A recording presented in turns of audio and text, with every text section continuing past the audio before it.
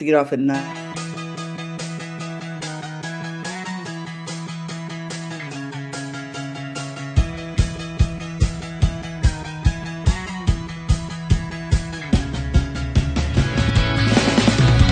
Welcome to BizChicks TV. We're here to help you take the hassle out of your hustle so you can build a profitable business that's fun to run. Here are your hosts. Hello, everyone. Welcome to Tech Life Weekly with the Biz Chicks. We're so glad to have you here, all of you watching live and on the replay. And we're going to get this party started. I'm Terralina from Biz Chicks and my partner, Miss Francine Gregory, real estate entrepreneur and tech diva. We just want to welcome you to the show. So, what do we have for tech history, Fran? Well, let us see. We've been playing with new tools and tech because it's tech life week. Okay. So we've been playing with some new tools. And so I created this video using AI. If you'd like to learn more, just need to message us. We got some things coming for you guys. It is going to It's so exciting. It's very exciting. So sit back, relax, and let's just talk about tech history. This week in tech history, September 21st to 26th, Galileo spacecraft ends its mission. NASA intentionally plunged Galileo into Jupiter's atmosphere after 14 years in space. Why it mattered. The mission revealed Jupiter's moons may harbor oceans beneath their icy crusts, seeding today's push to explore Europa for signs of life. September 22nd. Software copyright affirmed. Courts established that computer code qualifies for copyright, while reverse engineering for compatibility could be legal. Why it mattered. This framed how companies protect software and how open-source developers and competitors innovate without lawsuits stopping every move. September 23rd. First Android phone released. The T-Mobile G1/HTC Dream. Slide-out keyboard, touchscreen, clunky by today's standards. Why it mattered. It was the spark for the Android ecosystem. Now, approximately 70% of the world's smartphones run Android. By September 24th, CompuServe launches Micronet, an early consumer online service letting hobbyists and small businesses access email, forums, and databases. Why it mattered. It prefigured AOL and the idea of ordinary people having an online identity. The first mainstream internet. September 25th. Meki M70 microcomputer introduced. Canadian company Microcomputer Machines rolled out one of the first personal computers, running on Intel's 8008 chip. Why it mattered. Predated the Apple I and IBM PC. It didn't win the market, but it showed the vision.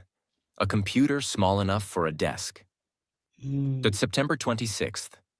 Jean Hoyerny born, inventor of the planar process. The process allowed multiple transistors to be etched reliably on a chip. Why it mattered. It's the backbone of how chips are still manufactured today. Without it, no smartphones, no AI chips.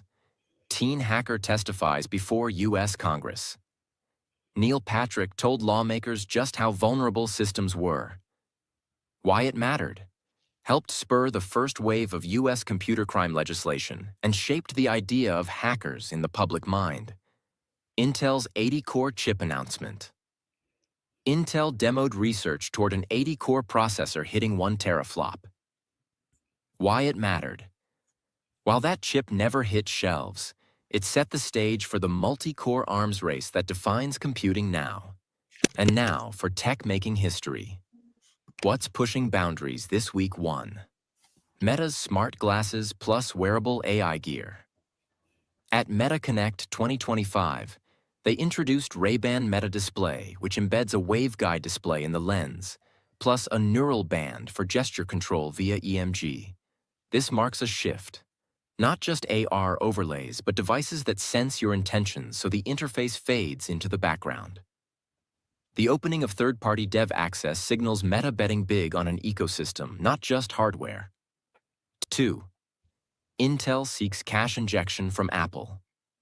Reports indicate Intel is in discussions with Apple for investment. If it lands, this could reshape chip supply chains and influence how tightly big platform makers control their hardware stacks. 3.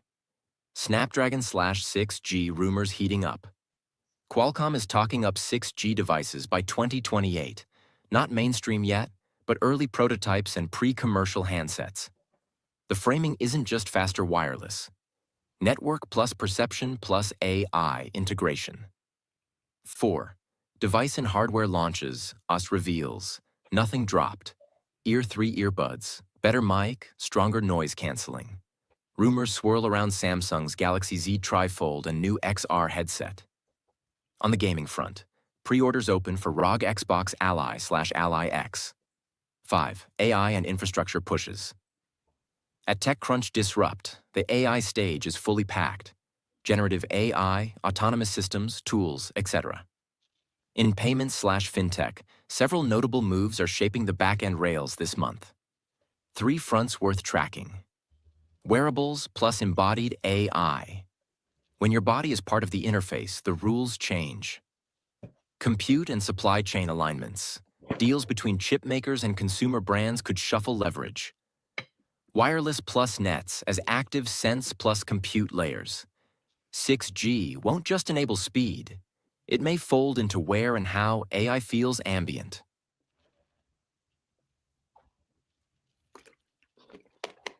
And that's your week in tech history and tech making history. Wow, I'm just stunned at what AI can do for creating content. I'm so fascinated with the fact that it had created the video.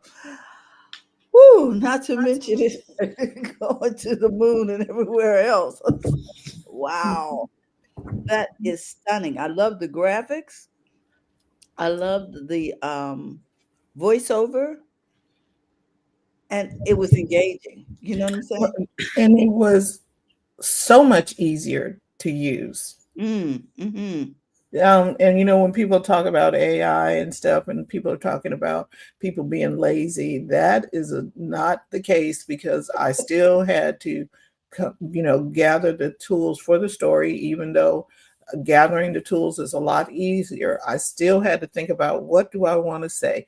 How do I want to say it? All of those things still go into what you do. And so some people think AI is like, okay, you're going to be lazy and nobody's going to know. Hey, Fred. So we just can't be, you're not going to be lazy. I'm telling you, I'm having to think more, kind of think along the lines of a coder, so to speak, when you're putting something together. Communicate and clarify. Yes, because the thing that you want done, you have to tell it what you want done. Mm-hmm. What I'm realizing is, when you have some stuff go wonky, like you're talking to a bot for a customer service center or something, and it's being weird, it's because the programmer didn't take time to go through each and every aspect of the area. Yeah. Okay, if this, then that, and what, they didn't go through all of it. So anyhow. Yeah. And Fred says a different voice would have been better for me. The voice. Fred, I was trying to find the voice because I wanted a female voice. Mm-hmm. And I was looking for it on how to edit the voice.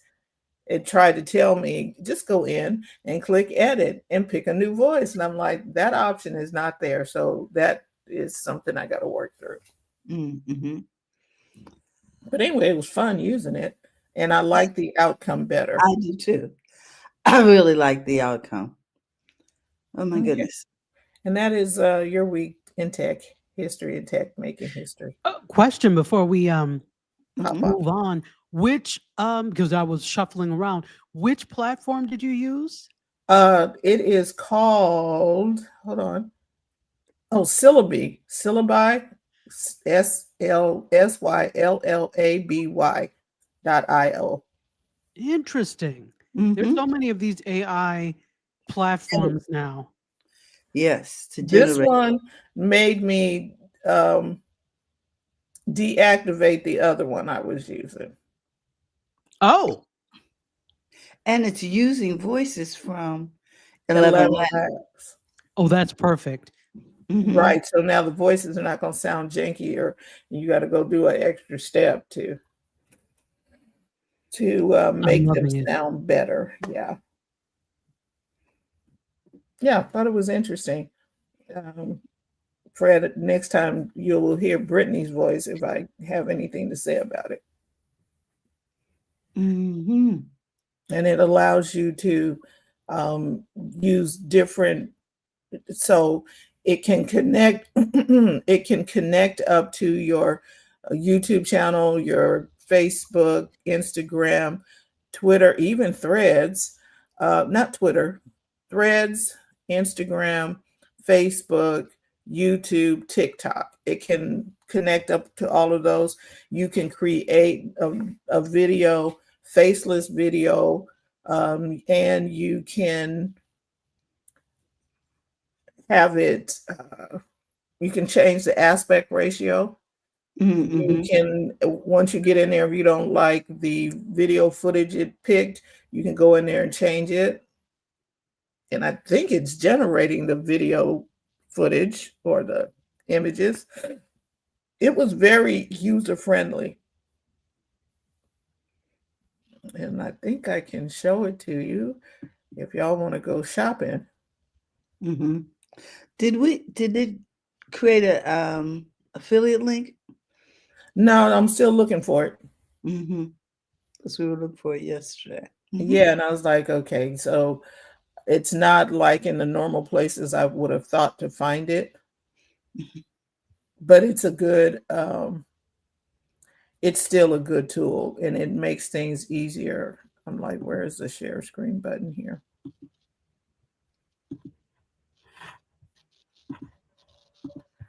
And so my son called me. He said, "Do you have any videos on financial literacy?" I was like, one moment, because I had just discovered this tool. And so I said, okay, let me get you something. And these are what we found. Mm. And so I created some. Money myths have shaped our financial decisions for generations, often leading us down paths of missed opportunities or choices. And so today, this, we uncover the truth behind some of the most persistent financial misconceptions that continue to influence. So I how was people able to manage their get money. him what he wanted for that. And so you can, okay, text to scene. You can do all kind of stuff with this. Create a video.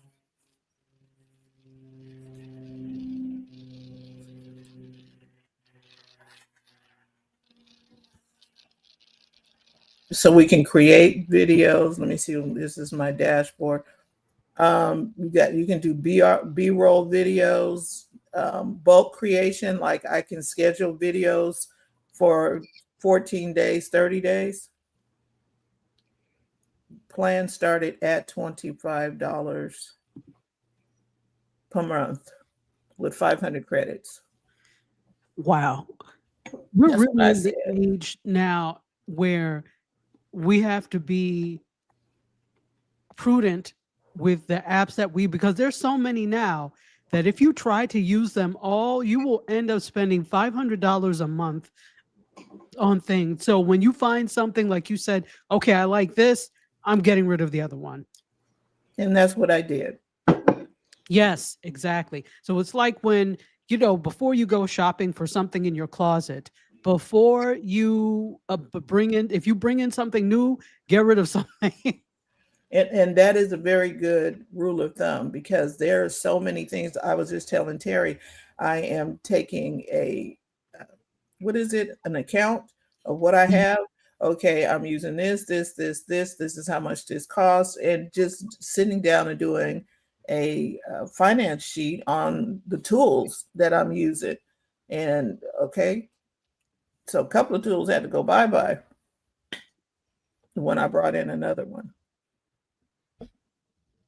But this is called syllabi.io.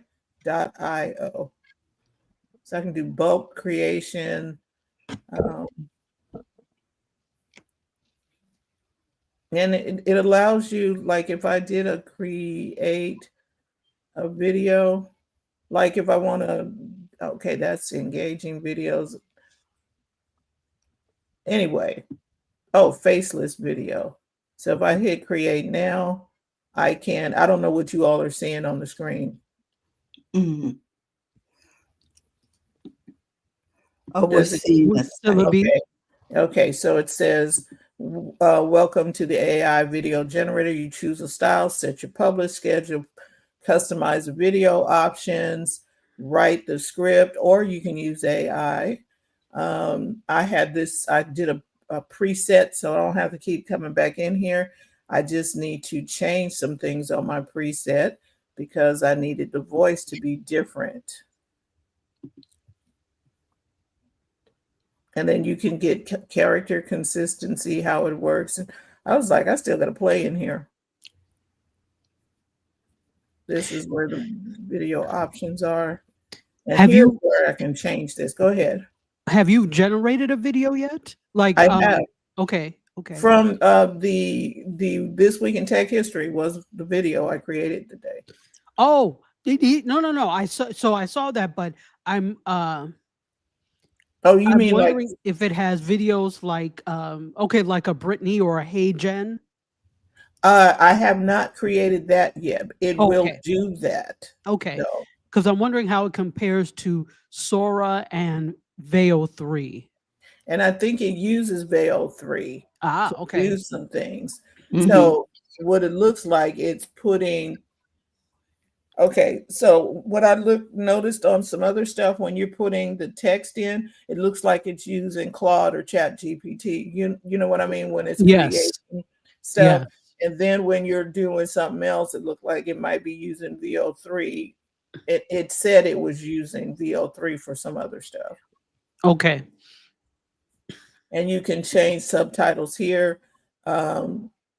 And it'll show you to the right what the subtitles are going to look like as you change them. I was like, oh, that's good to know. So sometimes I just left stuff out of the box or whatever, but yeah. This is one that I think I like.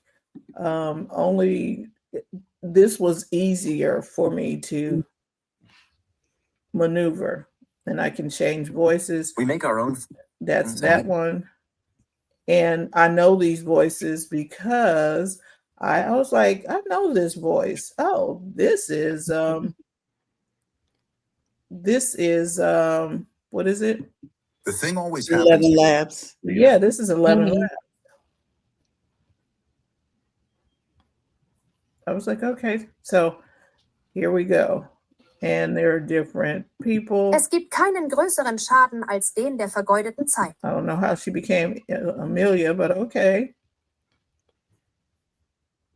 So it was fun to play with, and I guess you can upload your favorite.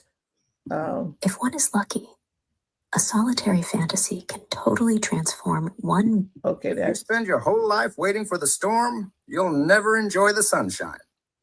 Right. In seed time, learn in harvest. So anyway, there we have it. Syllabi,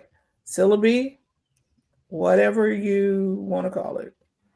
And you get credits. I love it so far. I'm like, B-roll, URL to video.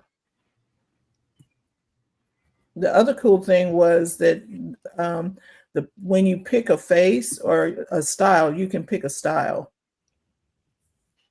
there's all these styles. Point of view, selfie, I don't know what that is. African legends, action movie, ancient fairy tale, animated cartoon, animated fantasy, art deco, old camera, cinematic realism. That might be nice. Comics.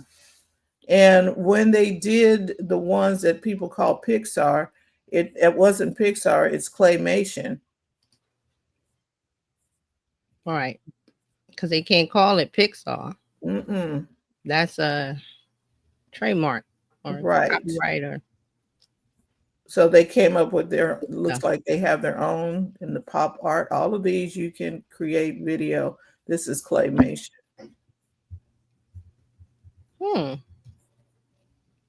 Yep, it's pretty good. So I got to go here in the, over the weekend and dive in and see what else comes up.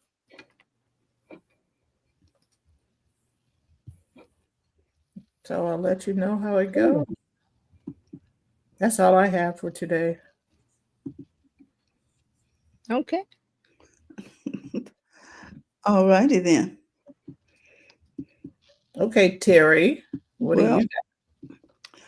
I was looking at a story about a new wearable because, I don't know what year that was that TJ, he told us, wearables are going to be the thing. Well, I can't even remember. Well, it's been so long. You are such a forecaster. We just need to put you These things come to me and I just say them and I forget.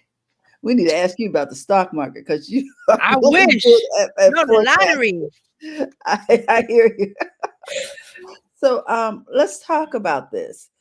Right now, this company, let me get to the top of this article. It says,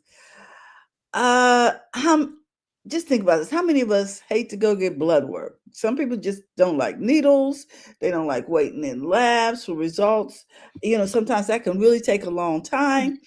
When you could simply stick it on a patch and it could tell the doctor everything they need to know in real time. Sounds Really? like science fiction, huh?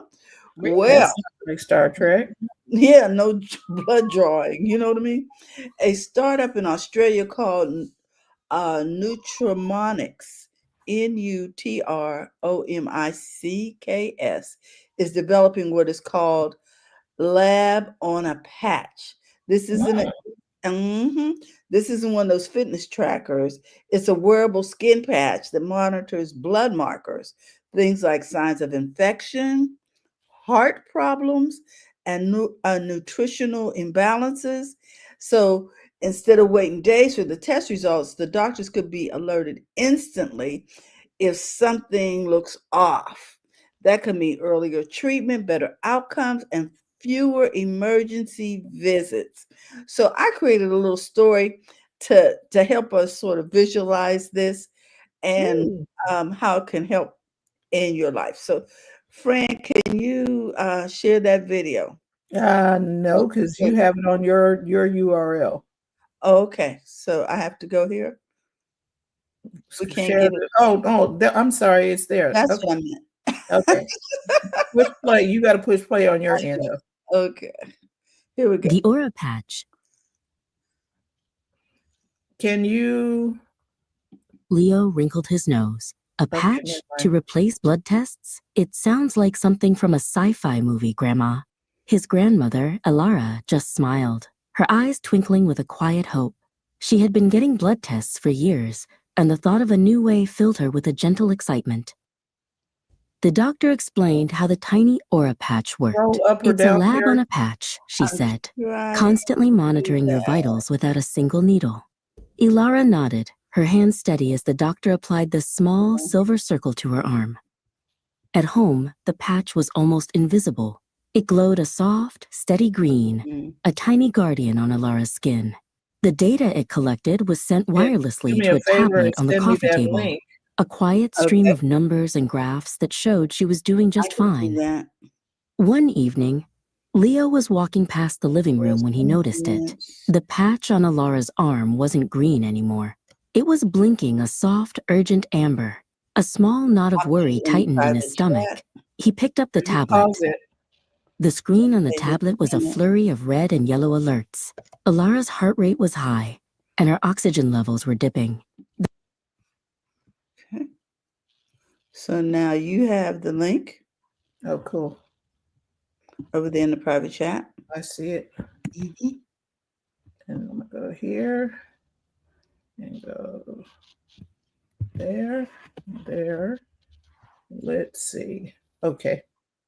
Now I'm going to go back here. Thank you all for your patience while we Mhm. get this together.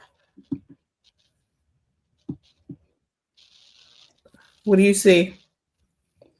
We see the opening Full page. screen, right? Yeah, it looks a Okay, little better. that's Yeah. all I need to make sure. Let's listen. The aura patch. Leo wrinkled his nose. A patch to replace blood tests? It sounds like something from a sci-fi movie, Grandma. His grandmother, Alara, just smiled, her eyes twinkling with a quiet hope. She had been getting blood tests for years, and the thought of a new way filled her with a gentle excitement. The doctor explained how the tiny aura patch worked. It's a lab on a patch, she said, constantly monitoring your vitals without a single needle. Ilara nodded, her hand steady as the doctor applied the small silver circle to her arm. At home, the patch was almost invisible. It glowed a soft, steady green, a tiny guardian on Ilara's skin. The data it collected was sent wirelessly to a tablet on the coffee table, a quiet stream of numbers and graphs that showed she was doing just fine. One evening, Leo was walking past the living room when he noticed it. The patch on Ilara's arm wasn't green anymore. It was blinking a soft, urgent amber. A small knot of worry tightened in his stomach. He picked up the tablet. The screen on the tablet was a flurry of red and yellow alerts. Ilara's heart rate was high, and her oxygen levels were dipping. The patch had detected the first signs of a potential issue long before she felt any symptoms. Leo called the doctor's office, his voice tight with concern. The patch, it's showing a warning. The doctor was calm and reassuring. Bring her in right away, she said. That little patch just gave us a head start. At the hospital, the doctor explained it all. The patch's continuous monitoring caught the issue so early, we were able to treat it before it became serious. Without it, you might have ended up in the emergency room. A few days later, Ilara was back home, feeling much better. That little patch, she said, touching the silver circle on her arm. It's not just a gadget, is it? It's a guardian, Leo nodded, a genuine smile on his face. The skepticism was gone, replaced by a deep respect for the technology. Leo now saw the patch not as a gimmick, but as a silent, ever-vigilant friend that watched over the person he loved most. And so, the future arrived not with a bang, but with a gentle glow. It was a future where health was not a mystery to be solved with a needle, but a story told in real time, one quiet, comforting pulse at a time.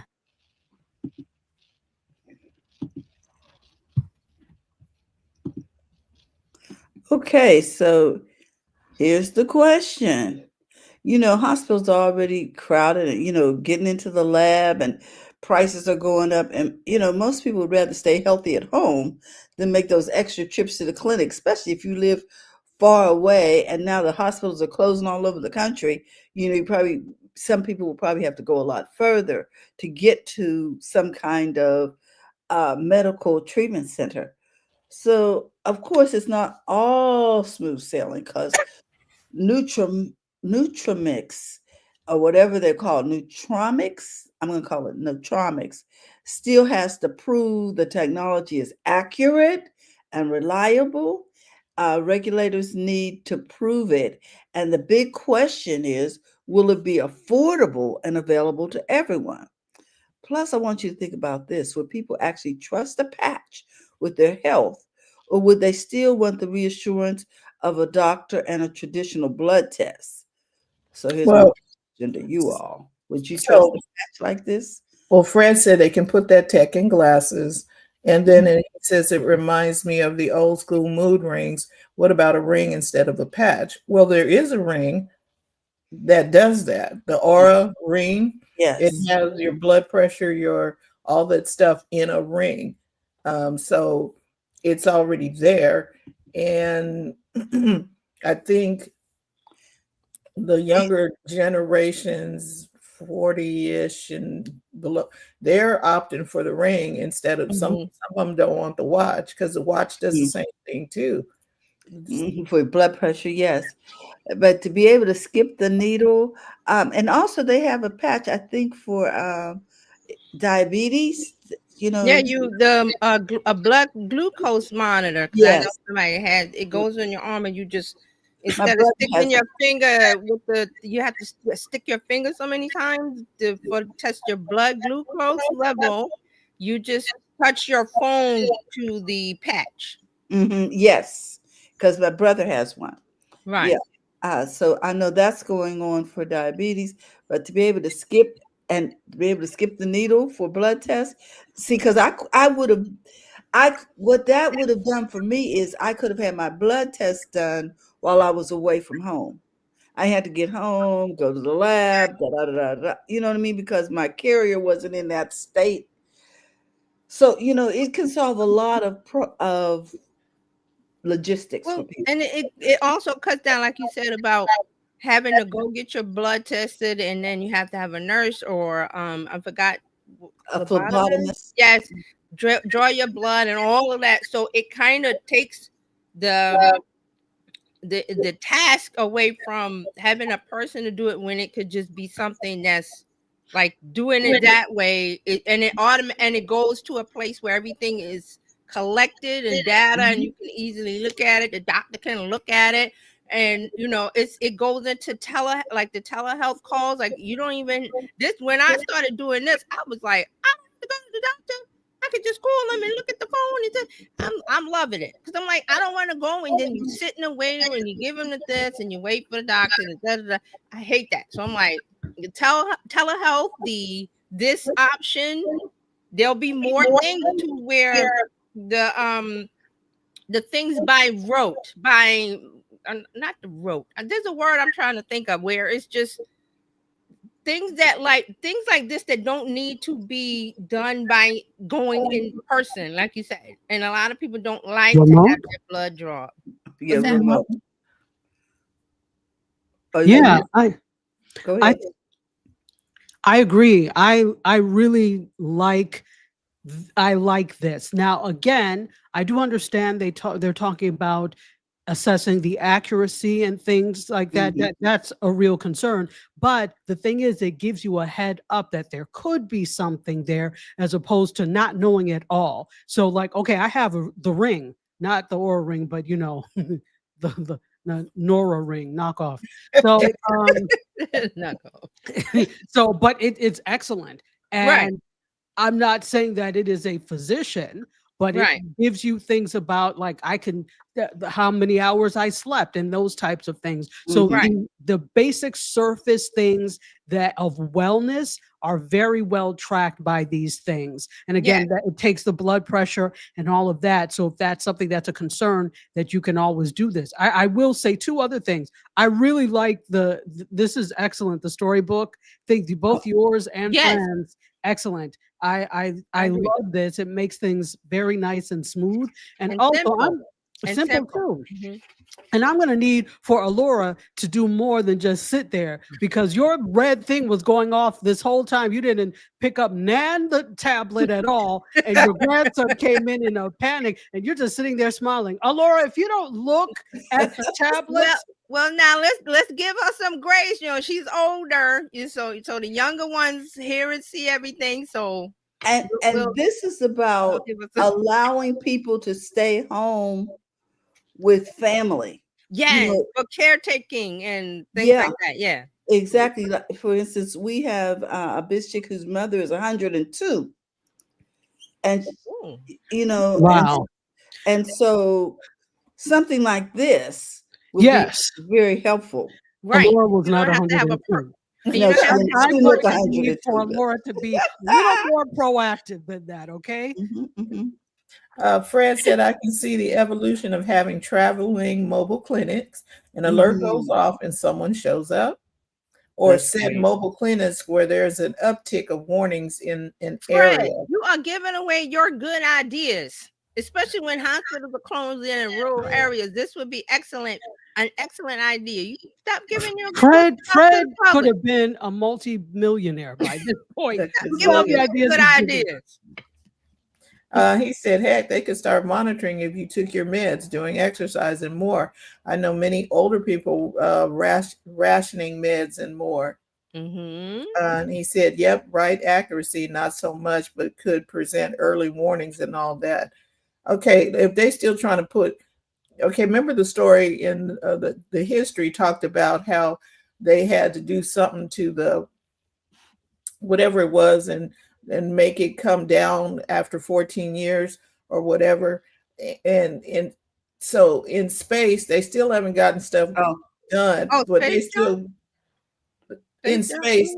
They're still doing stuff without accuracy. Oh, okay. This right here, I would go with this a lot more quickly than them trying to get stuff or get us up on Mars. And then this goes into low-cost preventative care, which a lot of statewide healthcare systems should look into, because when you have low-cost preventative care like this, it prevents the higher cost of somebody ignoring all of these things, and then it turns into something serious where then that's when they go to the hospital or whatever, and it's life-saving. Whereas when you're doing this minimal stuff, it kind of stops that train from happening, and it saves costs. It saves healthcare costs. So I don't, It does, but let's also think about the fact that hospitals are also very pleased when you come.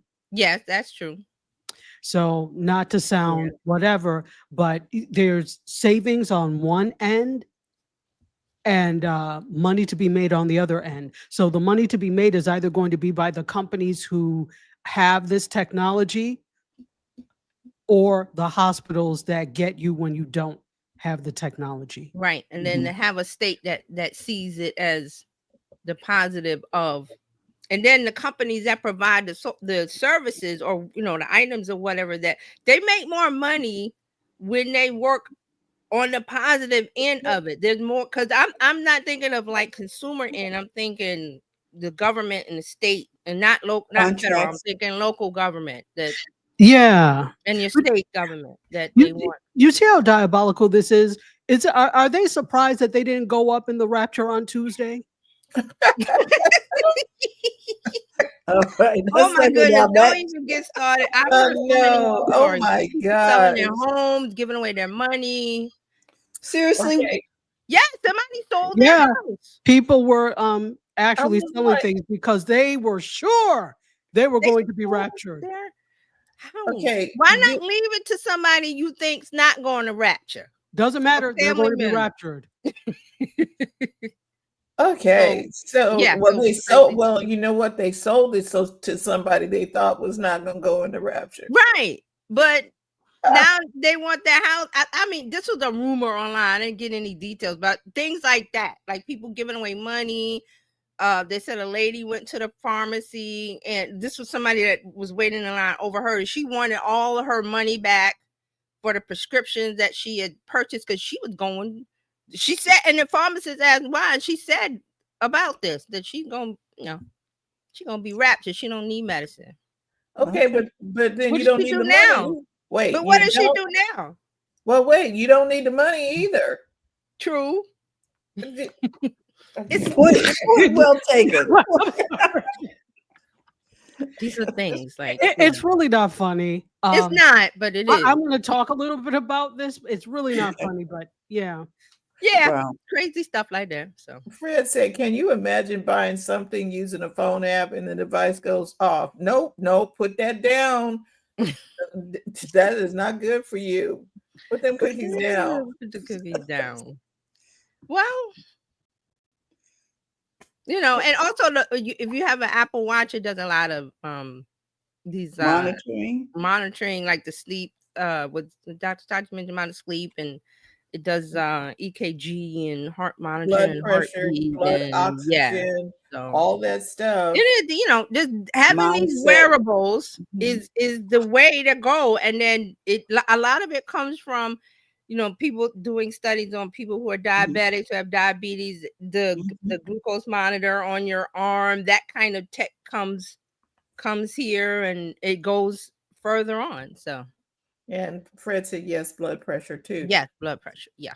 So okay, so people who screaming about AI, I'm like, we've been working with AI for quite It's a a while. tool, people. I keep telling them it's a tool. That's good and that's bad.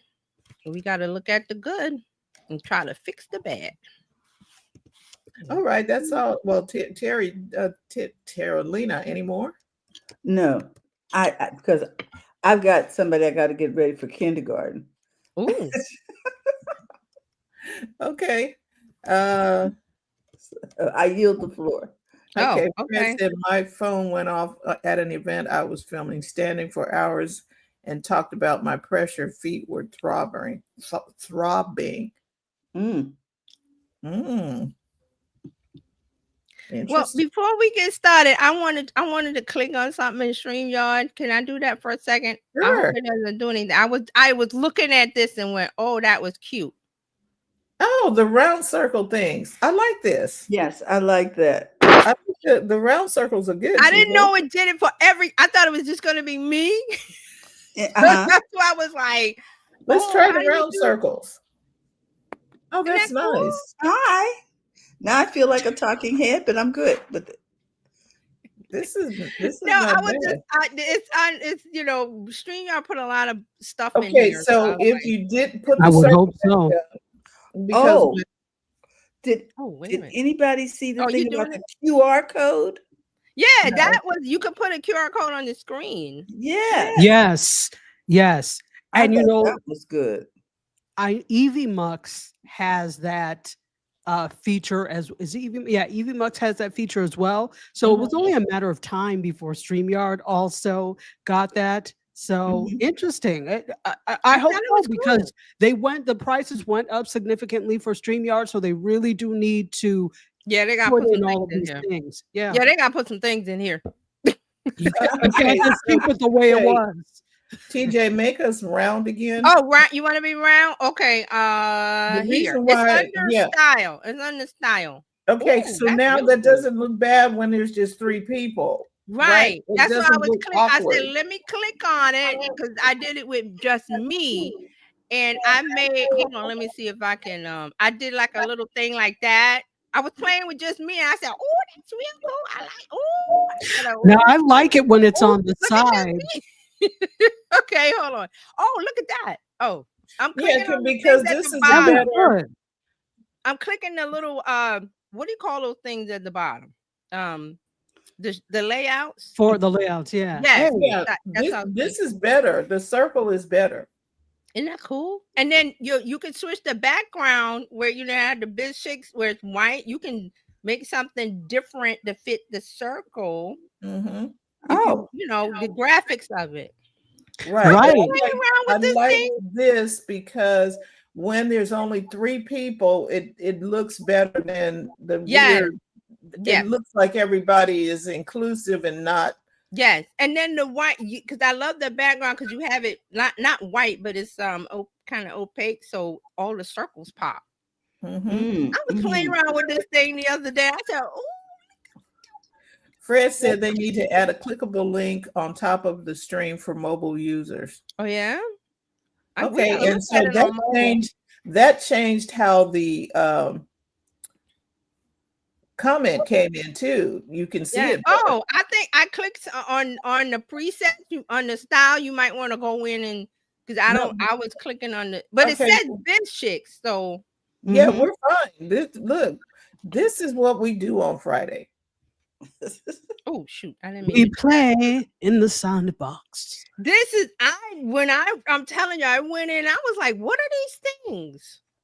Oh, No, I don't like this. I like this better. It's a softer. Yes, it's it really is.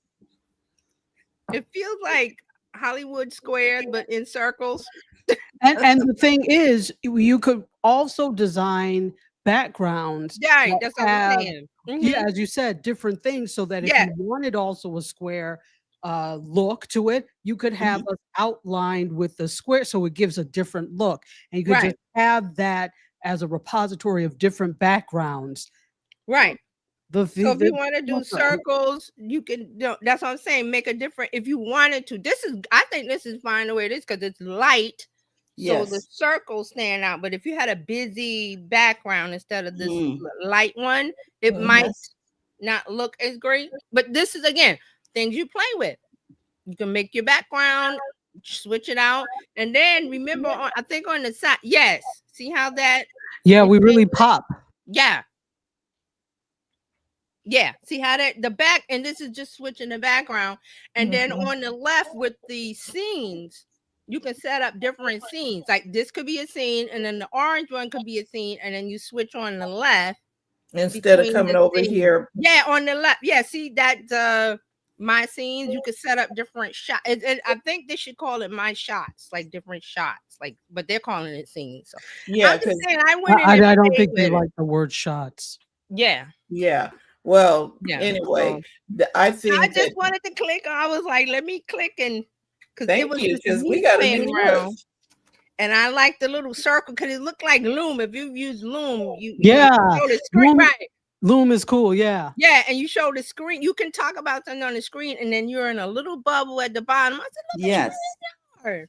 But And it's I like Dr. Taji said, they gotta put stuff in here now. So They got to step up their game. Fred says psychology of shapes, infographics professor. yes, here. visually, you want to draw people in. So this, we play with this. That Play orange old. was popping. This is more like you got we got to look and see what it looks like on YouTube and play around. So I know Fran is gonna play around with it. Yep. Hey, We got hey, Brian. Brian. Hey, Brian. The Blab gang is here. Hey, the black. Oh my God! Please That don't. was such a man. That Hey, word. Brian. Good to see you. Hey Brian, it's triggering. Lab is triggered. surely a trigger. Isn't that what Jesse said? I'm triggered. I was like, okay, Triggered. not gonna go there. Okay, so that's TJ, what you I have the was floor. like. I wanted to see what happened when all of us was here because I was having a good time with this thing with just me. I was moving a circle and clicking the bubbles and just delighting myself. Well, My when family you say, "What in the world are you doing?" what does it do with the bubbles when you share your screen? Like, could you have Well, it Oh, puts your you on the slide up side. there and you in the corner? well, it's like this. Okay. That's where I think that's where it goes. And then Uh-huh. you can do it down on the bottom too. Yes. Cool. I like it. Cool, right? Yeah. Okay, There's go all for it, kind of TJ. stuff in here. I never click on. I'm like, I just come on and thought. We never played with it because it was working. Then they started moving furniture. Yeah. So I was like, okay, let's see if we break something. We didn't break anything. That's what you do. You were a destructive child, weren't you? Honestly, this is a little offside because when I worked at the advertising agency that I worked at, well, actually the conglomerate or whatever, my boss would let me go to training and play with things. I went to classes on how to build computers and do this and break this because that was just me. I would always deconstruct things. Uh-huh. Always. How does that work? And I would deconstruct it and try to put it back. So that's me. I love the term deconstruct. Yeah, I was like, and we was I was like, well, We're I need to talking go about to reframing something. Go ahead, T. and see the best part of it was the company paid. So I was like, I was Mhm. always going to, my coworkers was like, I was like, they're paying for you to learn how to do X, Y, Z. Hello. And the reason I got from advertising to IT was I would hang, but the network administrator was my buddy. I would spend lunch with her and she would explain all of these things. Somebody that had all of this training in network admin, years of training, she would explain it to me. I was like, what are you doing? Da, da, da, da, da. And I picked it up right away. And then I had another network admin was like, you should do this. And I was like, yeah. So it, kind of like that. Just kind of half in, half out. Brian says his daughter's always trying to see how things work. That's good. Encourage that. That's a good thing. Right. Out of the box thinking. Yeah. And Fred had a comment about the presentation. You're talking about Prezi. Remember Prezi? It was like a presentation program that was online and it was dynamic. There was another one called, I think it was eMaze that I used to use as well. So yeah, those went the way of the dodo. Oh, and Brian, I was kind of joking about the trigger because you said blab, and that kind of brings us back to blab. Everybody was talking and they turned the lights on, and Jay just turned the lights off and left the people on the stage. That's why everybody's so triggered. Nobody had ever done that to us before, and we were so diligent with creating content. Like Dr. Vibe had a show every day. There were people that, and then they just said, "See you." Irene Smith was on Irene Smith would get on early before she went to work. Irene was That's what I mean by triggered. I didn't mean it like, I was kind of like half joking, but absolutely that's what I mean by trigger. Sorry. So, but we're having fun. We've been here. I'm trying to think how long we've been here since we talked about blab, but we are here. We're here. All right, so if everybody's ready, we shall get into this week in social media news and updates. Yay! So, I forgot to talk about TikTok last week, but I'm glad I did because we got more this week, so I'm going to hold that to the end. I'm going to hold the TikTok stuff to the end. So let me, I got TikTok back to front. Let me go, let's see, what do we want to, let's do this one. LinkedIn. I have started posting more on LinkedIn, but then I saw a post today that was like, okay, let me rethink it. But that's a discussion for another day. But when I went to LinkedIn today, I saw a post from somebody that was saying about LinkedIn is going to share your user data with Microsoft for AI training, for training their LLM. Can you opt out? Yes. I'm going to explain all of that. So I have a post. I did a post on LinkedIn. And so I went into this. So now this is what's going on.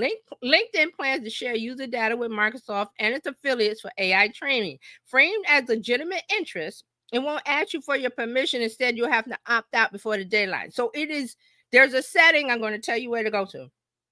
It's automatically on. All you do is turn it off, and there might be another step that you might want to do to go even further. We're going to get into that. So this came out in an email rolling out to LinkedIn members. Microsoft warned that LinkedIn will begin training AI models for all users, including those who are based in EEA countries. The UK and Switzerland are also affected too. So this is Europe and everything. So here is the quote from LinkedIn from the email.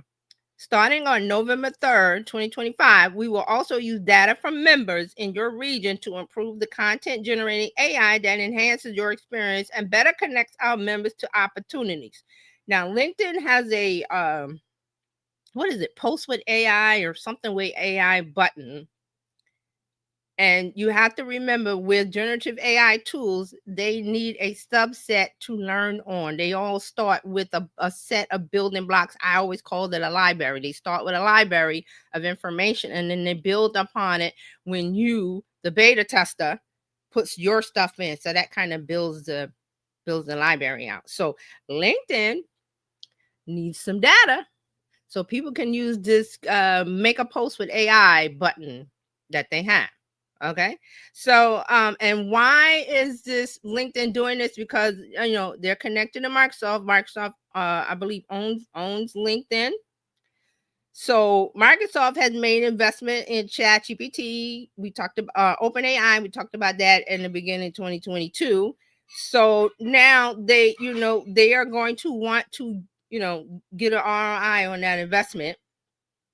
But the problem here is that they're opting us in and not letting us, they're putting us in automatically and not letting us choose.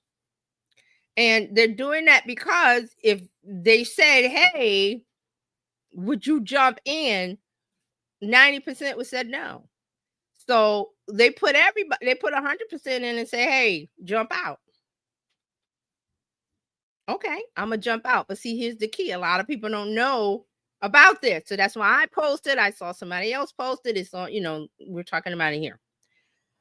So let's talk about it. So while you can turn off the toggle, it will not undo training already done on your data. That means up until the day you turn it off, LinkedIn is going to use your data. There's no way to get out of that. So if you made a post yesterday, a month ago, a year ago, I'm not sure the date, they can capture that into their large language model.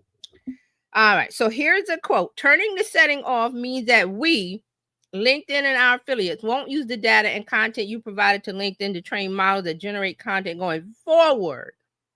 Opting out does not affect training that has already taken place. That means everything you have there before you opt out is going into their training. Now, to opt out, the most important thing, you go to settings and privacy, data, and I have this on my post. So if you follow me on LinkedIn, I'm there. It's there. I got the instructions. Setting and privacy, then data privacy, then data for generative AI improvement. And there's a toggle and it says use my data for training content creation AI models, and you turn it off. It's on by default. Okay. Now, you might think I'm good. There's another step to go further. If you want to go further, because you're not sure what's going to happen, there is a data processing objection request to formally eject. There's a link for this, and I think I have it on my LinkedIn. It goes to data processing objection form.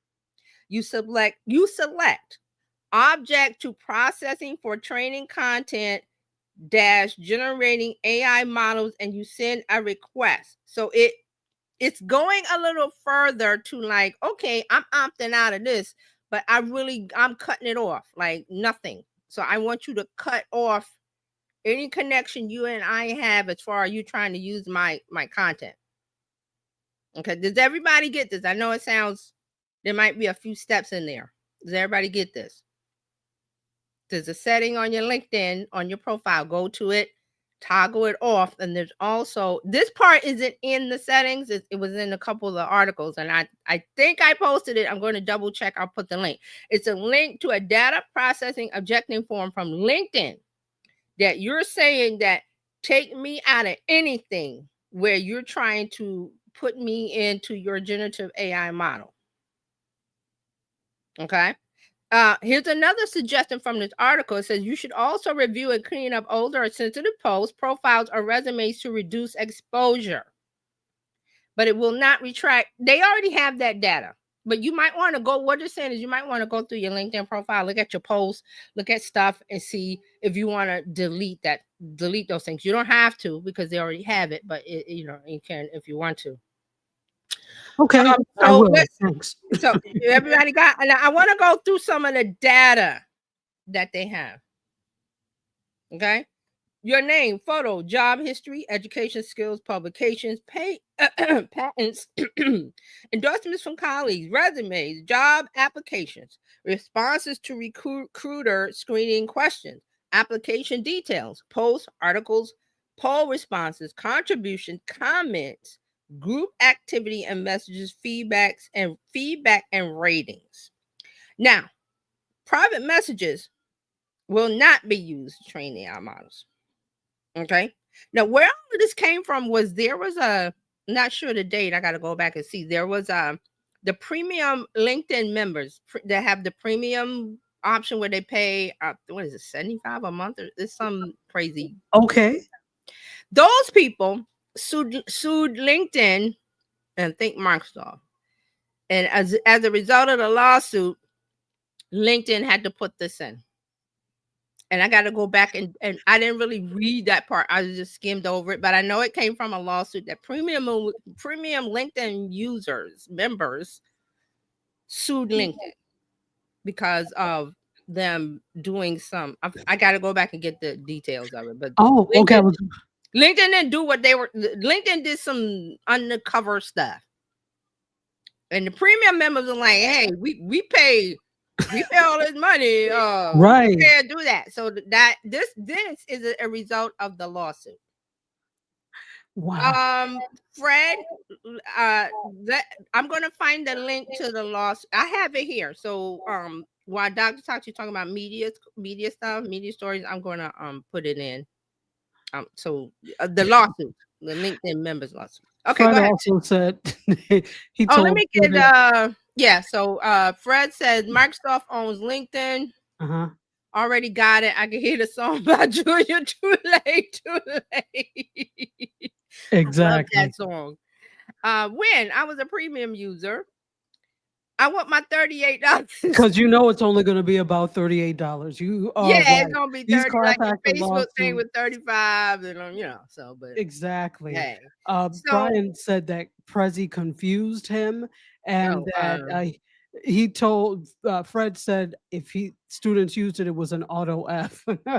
You hated Prezi that much, huh? oh my goodness, wow.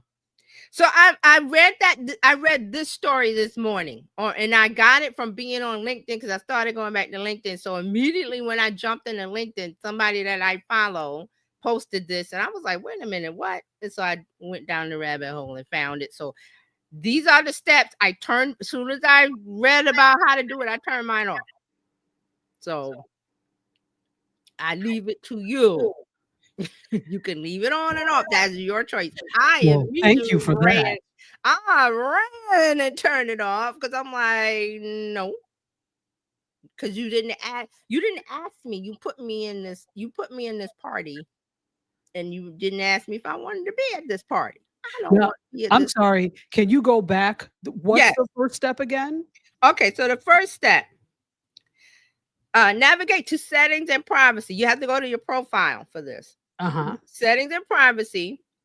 And then I believe it's on the left, it says data privacy. And then on the right, it says data for generative AI improvement.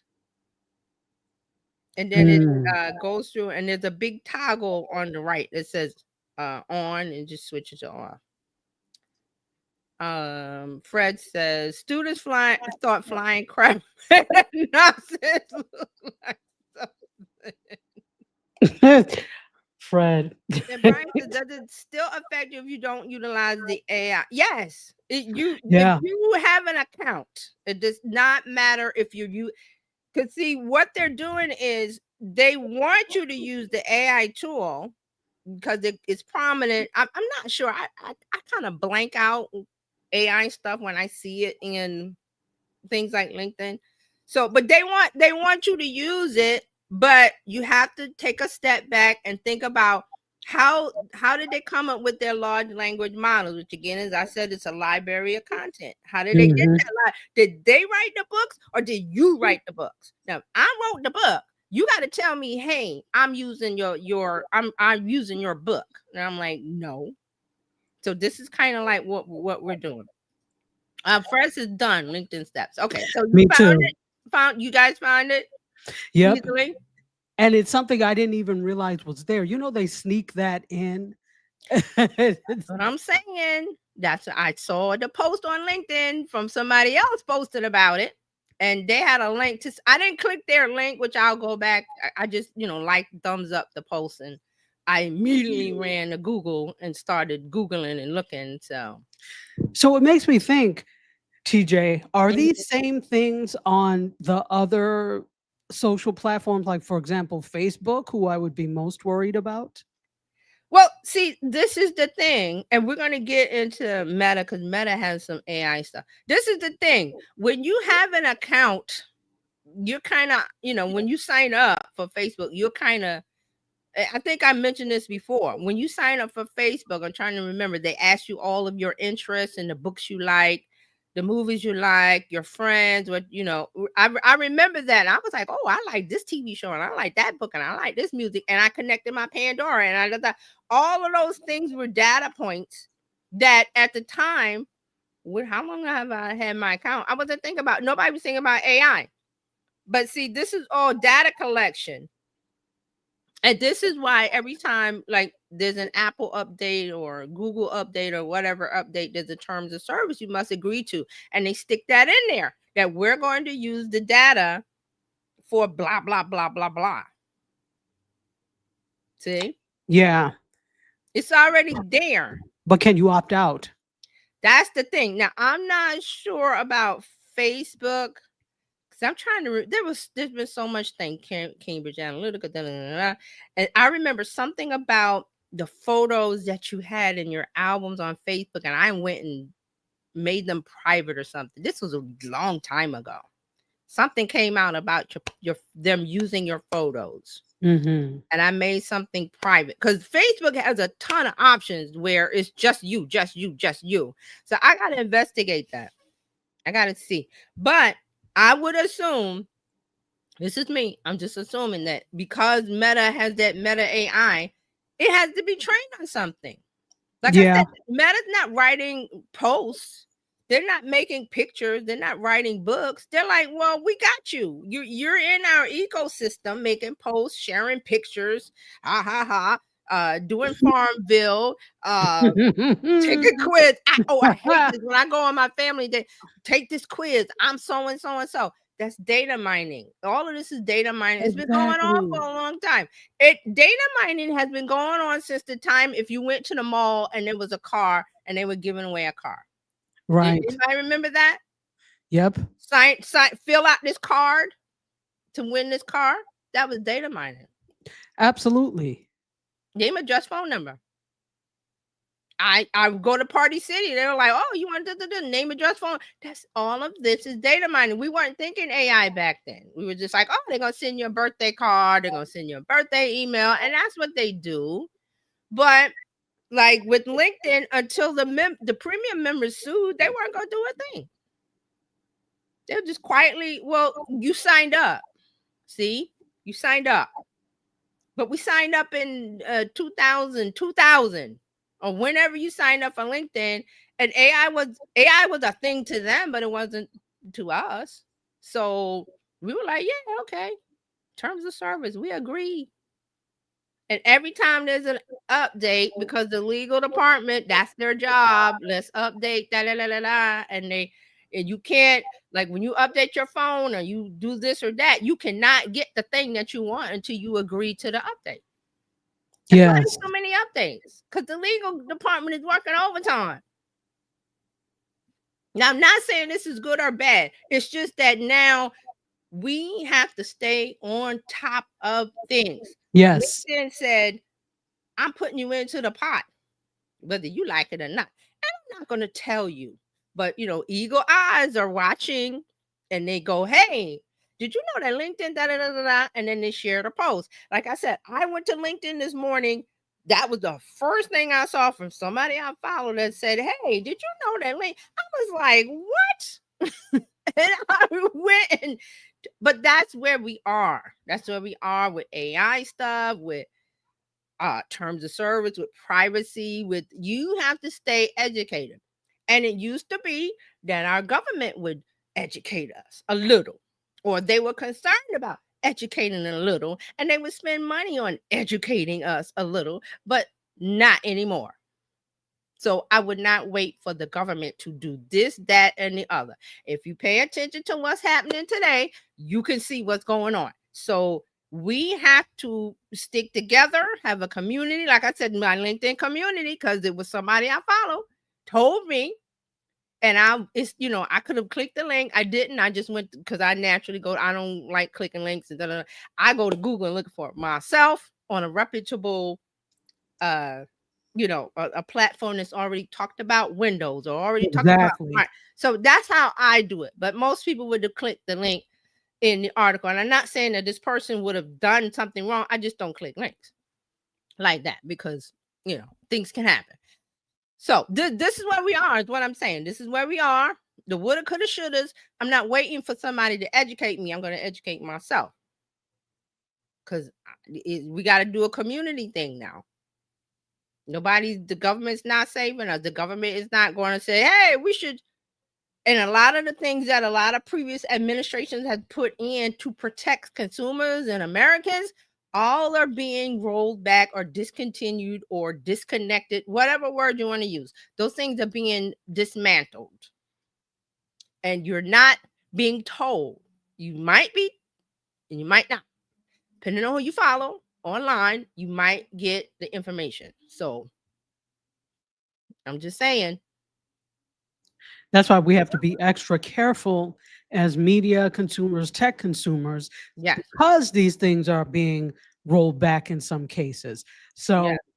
I'm sure if you work at some workplace, you're going to be getting extra trainings that are mandatory that you have to take, and they're going to be more than the don't click the link in the emails and Yeah, that type it's of thing. unfortunately, we have a lot of people that don't pay attention to the bare minimum things like that. Don't click on links, and they just blind. I'm like, I don't know what to say.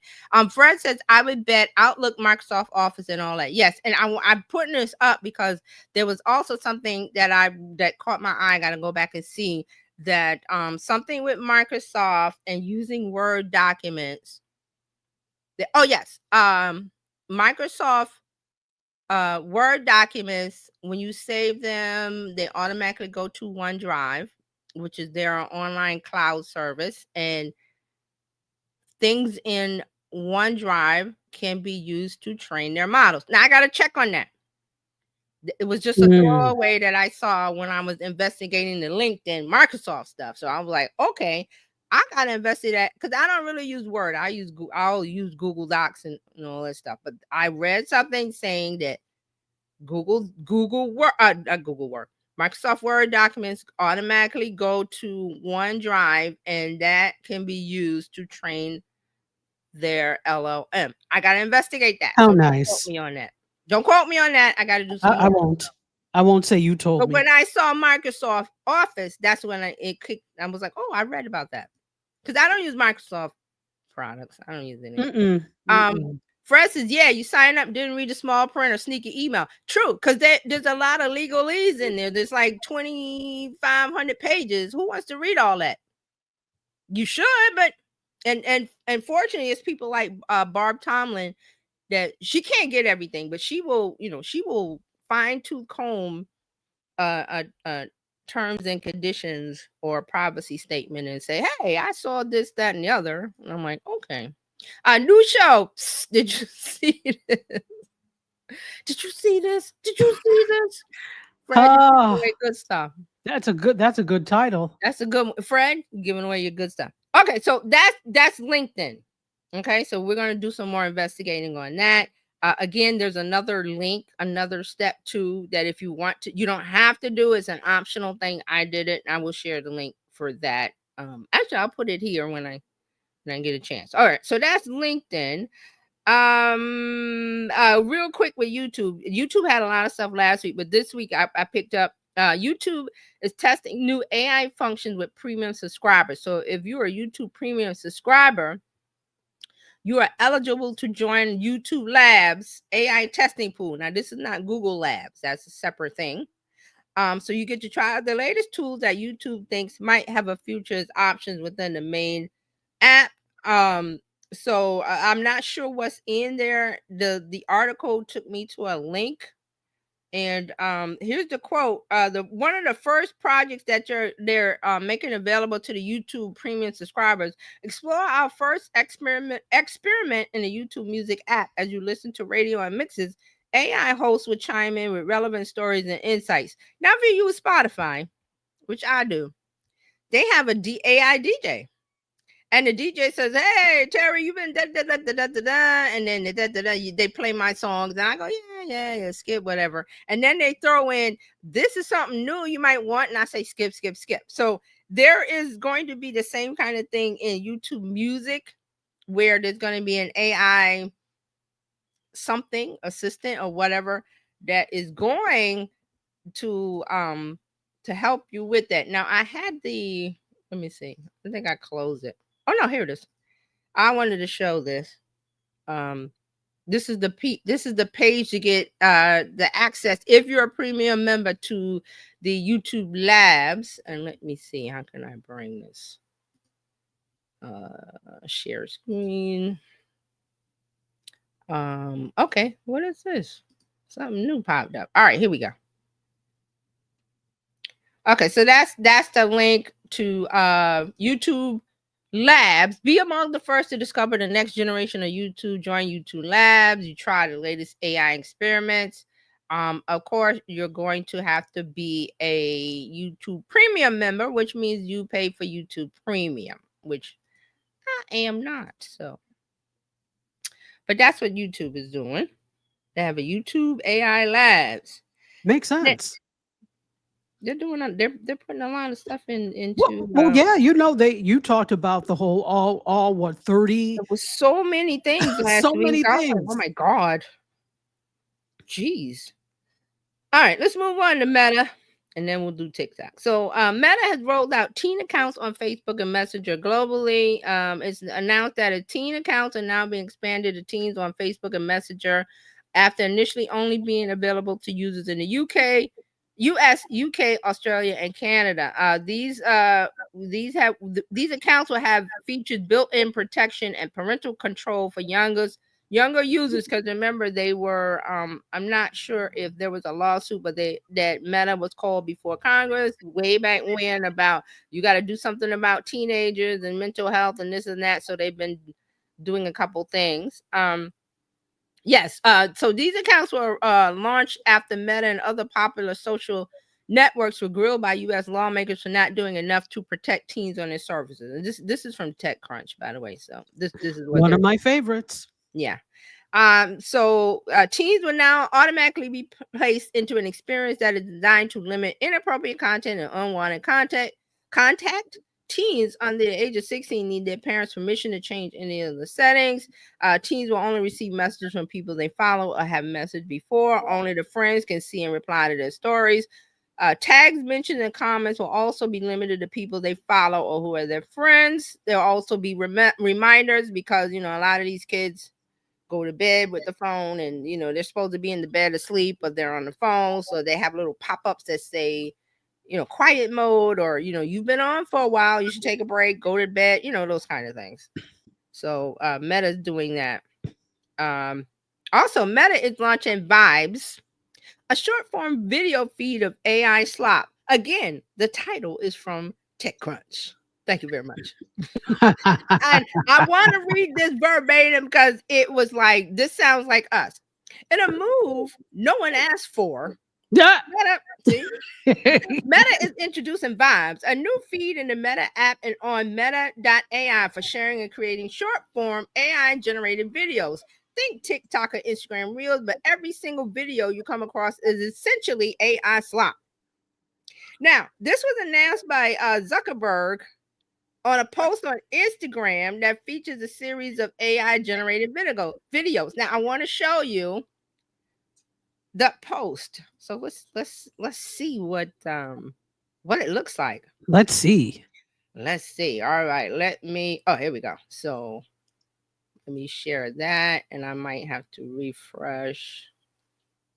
Okay, hopefully it comes. All right, there we go. I think it's probably going to be something like, I don't know, at least $600 billion. Oh gosh. I think it's probably going to be something like, I don't know, at least $600 billion. Okay, oh so those are the little video, and then you got these.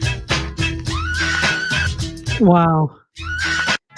But I am worried about you right now. Keep them dreams alive. 1999, and we'll never be royal.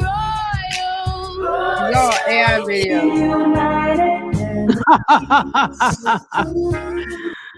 Okay, so there you go.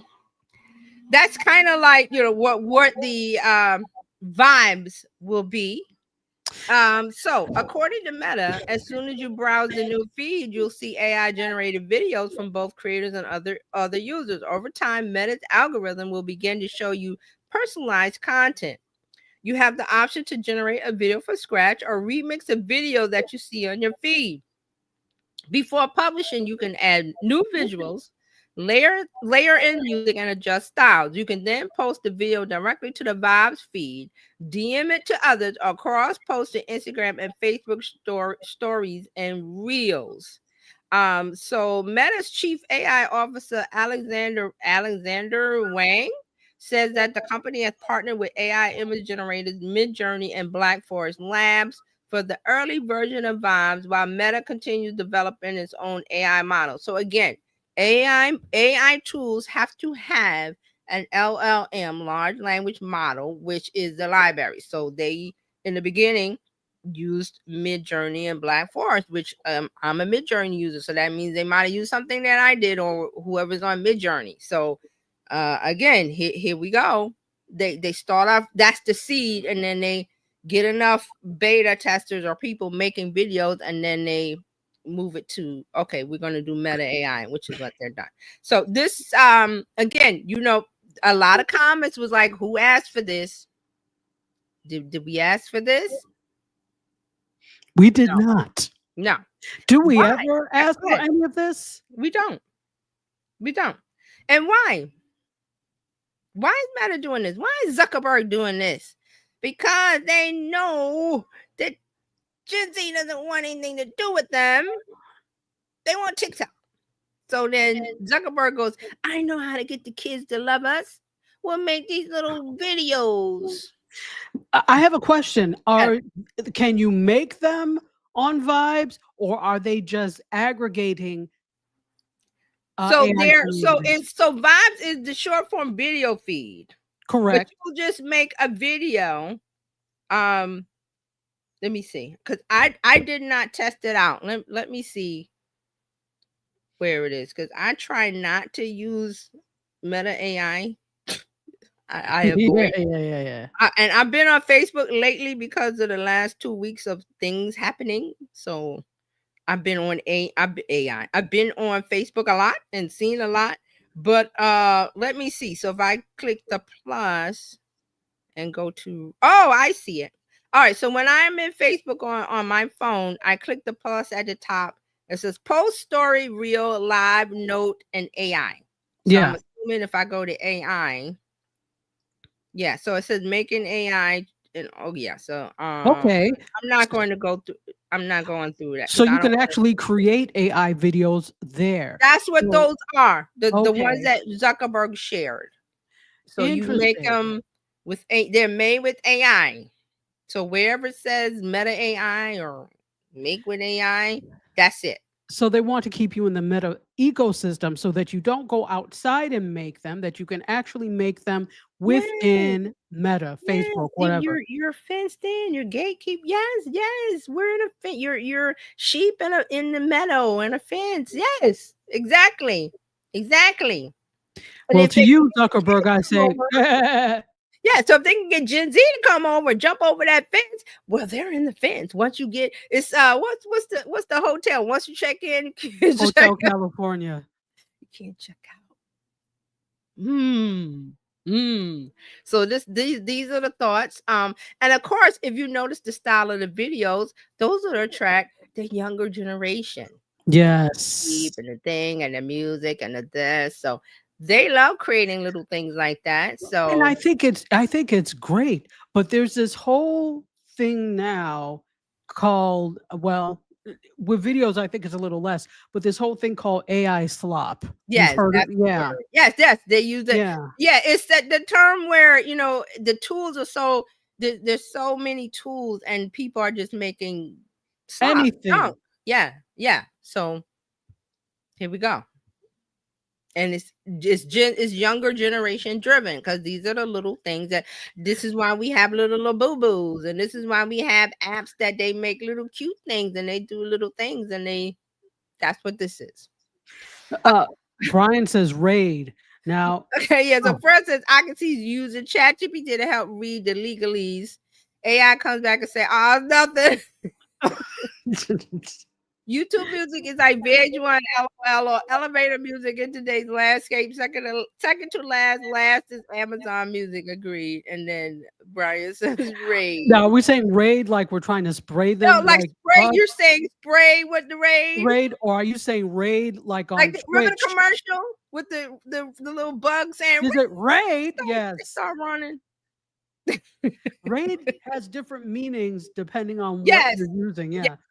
We're gonna assume that you mean the commercial where they spray the bugs. If not, let us know, Brian. Let us know. All right, so that's one more from Meta. So Facebook has announced that it's bringing an AI assistant to Facebook Dating. It's a chatbot intended to help users find matches who are more closely tailored to what they are looking for. For example, Meta might suggest users ask it to find a Brooklyn girl in tech, or a user could ask the AI to help refine their profile. Meta also says that it's helping people avoid swipe fatigue with a new feature called Meet Cute, which gives users a weekly surprise match. Is chosen based on the algorithm. So they're saying, Meta is saying that Facebook dating matches among adults ages 18 to 29 have increased 10% year over year. So they're saying that this is, they're seeing some activity, some growth of Facebook dating. So they're putting in little things to do that. And let's go on to Threads. Threads is developing a tool that lets you tag its algorithm to configure your feed. This is it's not a test. It's not announced by Instagram. We have these people called reverse engineers that they know code and they dig in the publicly available code for each platform. Yes. So one of the reverse engineers caught this and said that it is related to the algorithm configuration tools that are coming to Instagram. Now, Instagram has confirmed the product is still an internal prototype. It is not being tested. So according to the findings, how this works, Thread users will be shown a screen explaining they could tag this account to tell Threads what they want to see more or less of in their feed. And also, a lot of the apps have the, show me more, don't show me this. So it's kind of like that. But it's not a test. It's just someone saw the code that Instagram is working on in the background. Now, that one leads to one that Instagram is admitting to. So Instagram made this announcement this week. They have 3 billion monthly active users, and they're going to test features to help users control their feeds. Okay, so this is according to announcements by Zuckerberg and Instagram head Anna Mosseri. So they are really proud of this. Here's the quote. If you look at the last few years, almost all of our growth has been driven by DMs, reels, and recommendations. Because of that, we're going to continue to focus on those products and reorient the app more around DMs, reels, and recommendations over the next couple of months. So Instagram will test a way for users to fine-tune the algorithm that recommends content on reels. This feature may later extend to other feeds on Instagram. So this is how it works. Based on your activity, Instagram may decide to show you content around topics like, say, college football, film photography, travel, chess, whatever the topics. But if your favorite team is struggling and you're growing weary of college football reels, which means that you're giving too much, you can remove that topic from your algorithm. They also plan to edit the bottom navigation bar of the app to replace the button for uploading content with a more direct link to your DMs. So this is what Instagram is working on. They're trying to make it to where instead of showing you chronological, which is what everybody's been clamoring for all this time, and it's never coming back. No, they don't care. Yeah, it's interest-based. They're not even listening to those people. But they're going to give you tools to fine-tune what they feed us.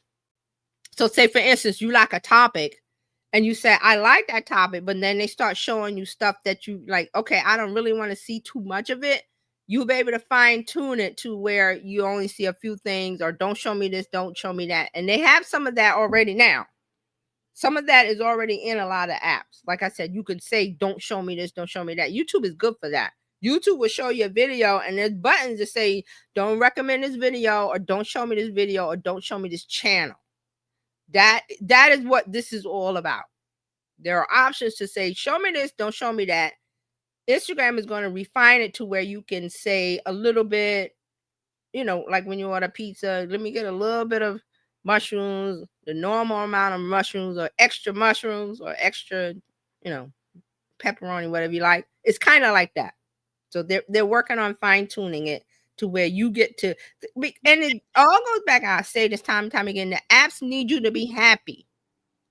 The user needs you happy, not the content creator, the user, because you must stay on the app. You must stay on the app, be happy with your experience, your user experience, and you must see the ads that we're going to show. That's what it's all about. That is. Okay. Brian says, no, you said that roaches. Oh, okay. Roaches check in, but They don't check out. yeah. I forgot what commercial that is. That Roach Motel. Yeah, Roach Motel. They check in and don't check out. So that's really what's going on with the algorithms. With it's Instagram, but it's all of the platforms because they have to give us tools to make us happy. That's why when you go on Facebook, there's so many tools of, and I've been using them a lot. Unfollow, unfriend, mute for 30 days, mute for a week. Don't. It's so many options because they want me to be happy. Right, exactly. They want me to use it to be happy, so I come back. If I'm not happy, I'm gonna say this app is, and it makes me mad, and I'm just gonna close it and not come back in. Whereas if I have tools that let me go, I don't want to see that person. I want to mute that person. I want to see less of that person. All those options are there. But I went straight for the unfollows. I'm like, oh, I don't like what you do. You know, things have been happening the last 2 weeks, and I'm like, yeah. I didn't notice how you felt. Perfect opportunity to block and unfollow. But I'm saying with Facebook, there's so many levels. There's so many. There's an unfollow. There's a mute. There's a this. There's a hide. I was like, no, this. I don't know how. I don't remember how I followed this person. Must be some kind of live stream online, something back to say 5-6 years ago, we was cool. I was like, yeah. And now they're coming in this last 2 weeks saying, oh. I was like, okay, we don't align. Sorry. We don't Exactly. and I want to unfollow. Okay? Exactly. I don't want to mute. I want to unfollow. And that's my right. Like I said, I curate my feed. Everybody should curate your feed. And it is not siloing. It is not hiding. It is, I want to come on Facebook and have a pleasant experience of like-minded individuals. Yes, I will.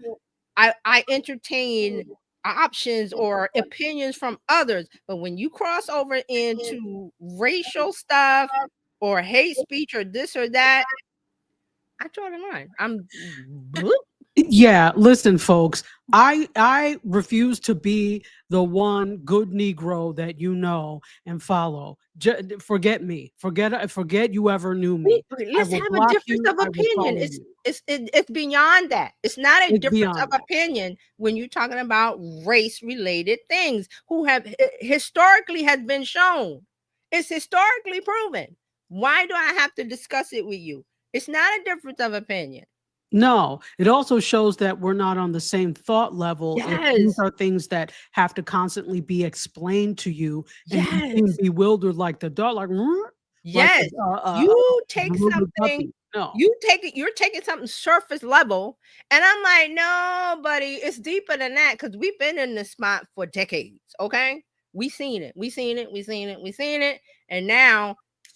Here you come. I really don't know you in IRL. I haven't put eyes on you, so I really don't need to. I don't need to see your stuff in my feed. That's how I feel about it. Exactly. Especially if I don't know you. I mean, it won't prevent me from blocking you if I do know you, but especially if I don't know you. If I know you. And I was like, a lot of people that I follow because I know their opinions, they came correct these last 2 weeks. They were like, yo, I'm going to say, and so people were like, oh, but you got to. And this one person I follow was like, F all that. I'm going to say, you must not know me because I've been talking like this since before. Okay? I've been talking like this. This is, and you're building your business. I build my business on people that align with me. Exactly. Listen, I don't want your money if you would prefer I be annihilated. Goodbye. Yes. I don't want that kind of money. But see, this one person that I followed her because it came about during the George Floyd things that was happening online, with the black squares, and she came on the video and said, "Oh, F the black squares," because I was like, "Oh, girl, me and you." Did I do that right? Yeah, I Forget guess which that's what finger. they do. I forget which finger. We clicking, girl. We clicking. So I know her style. So come fast forward, and she said what she said, and I was like, "Hey." Exactly. But she had others coming in saying, "Oh, but you should, and you should, and you're a business owner," and she was like, "Girl, bye." No, which There you was a lot should. of girl buys, a lot of "get on out of here. I don't need you. There's the door." Da, da, da, da. And you would say as a business owner, but she should be more accommodating. No, she knows her target audience.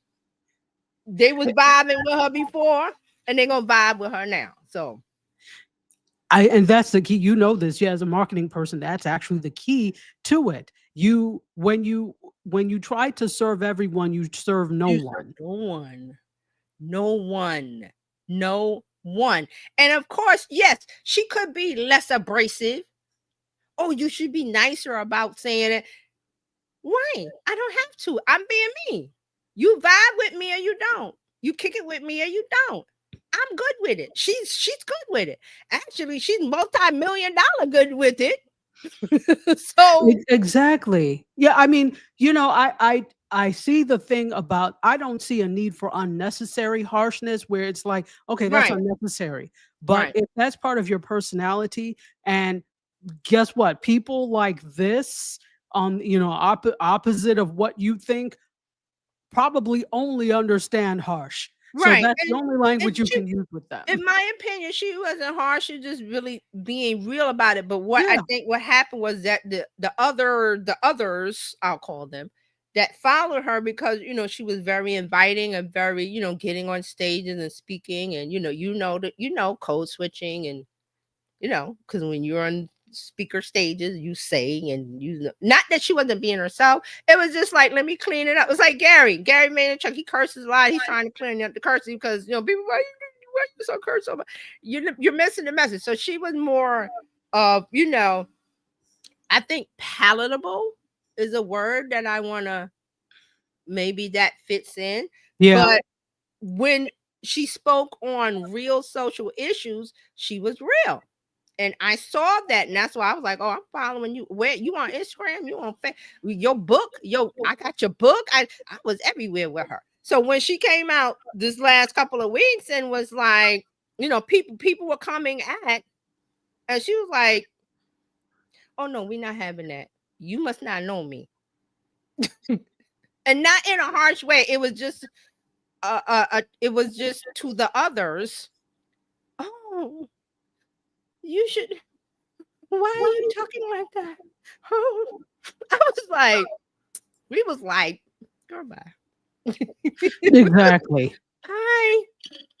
I don't need your dollars. No, and I think that's what people need to realize. As much as small businesses need customers, what Yeah. they don't need is attitude from you.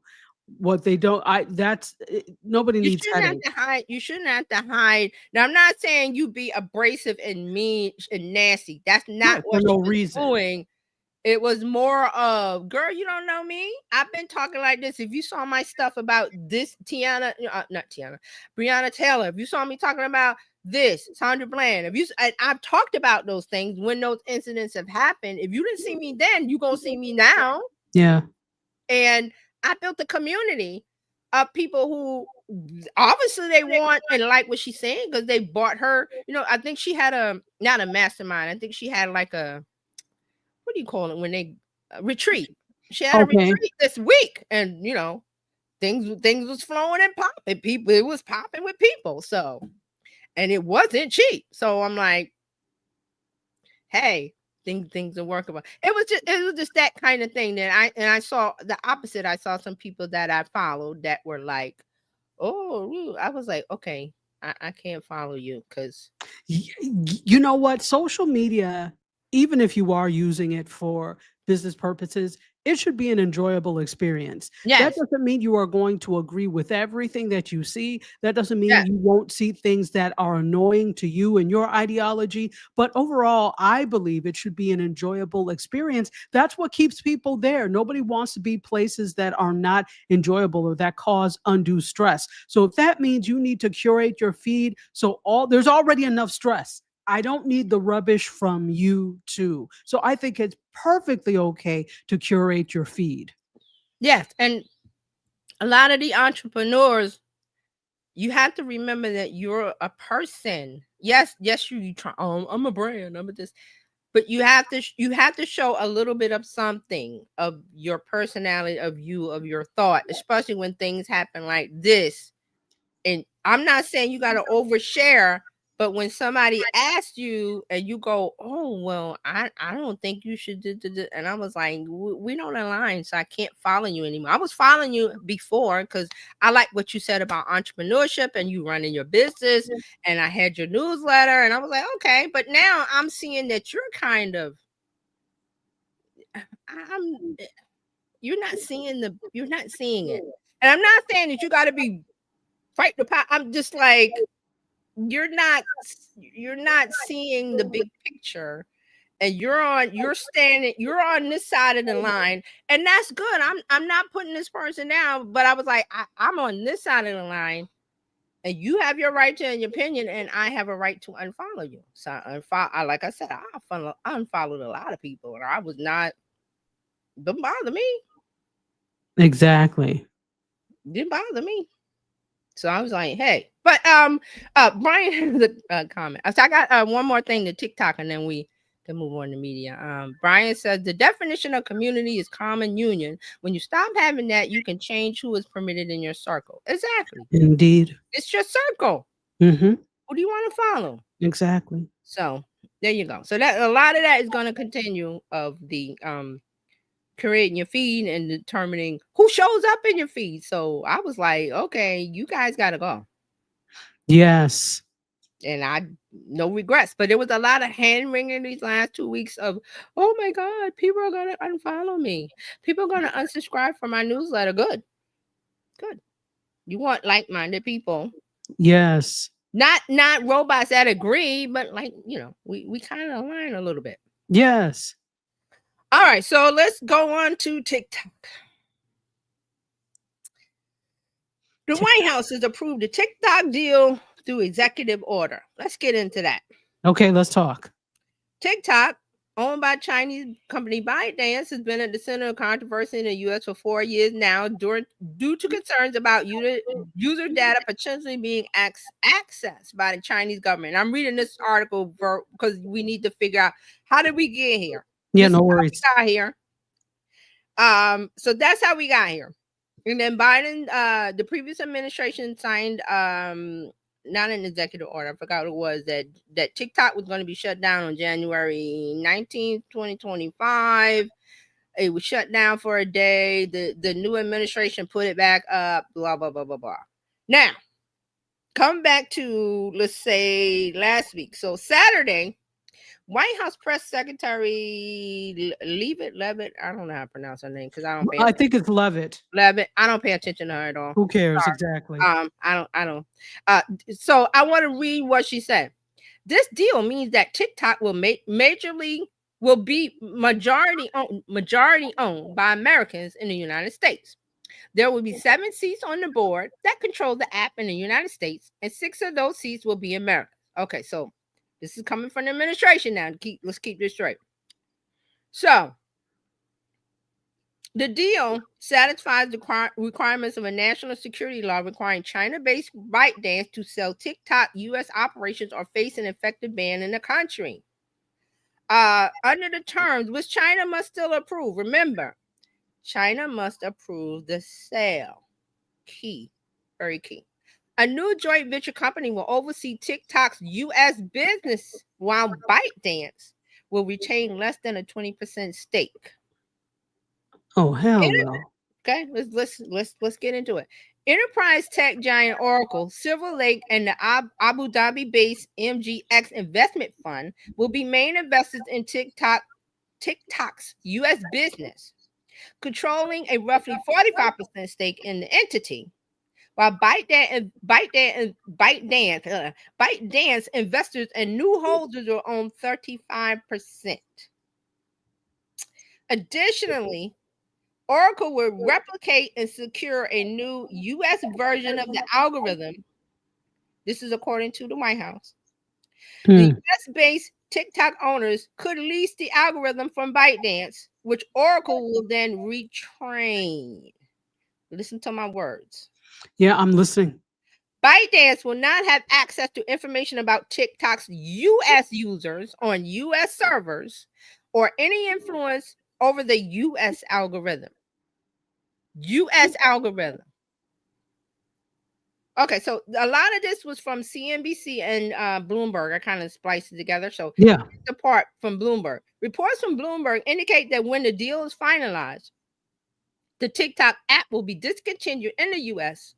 and users will need to transition to a new platform. However, the specifics of this platform remain largely unclear, including its features and how it will differ from the original app. Okay, so the rest of the story. No representatives from ByteDance were at the signing of the EO. The company hasn't acknowledged that a transaction has taken place. No purchase price was mentioned, and there's no indication that the Chinese government has made changes to laws that would be necessary for a deal to take place. Also, the head dude sitting behind the desk in the White House said that the Chinese president gave the deal to go ahead. Wait, one more. Okay.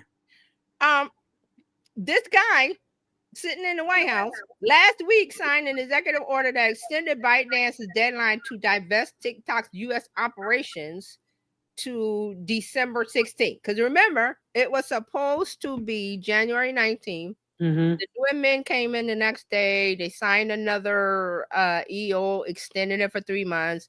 They kicked the can. 3 months. So now we're at December 16th.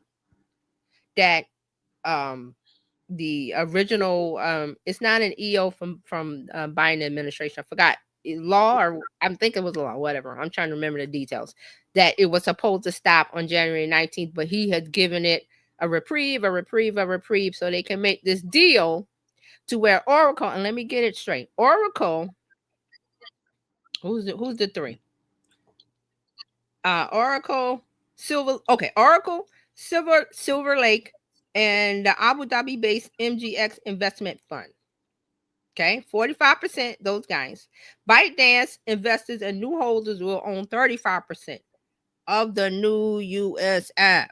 Okay, so let's go. That's all I have from the articles. Oh wow. But let's get into the morass of this mess of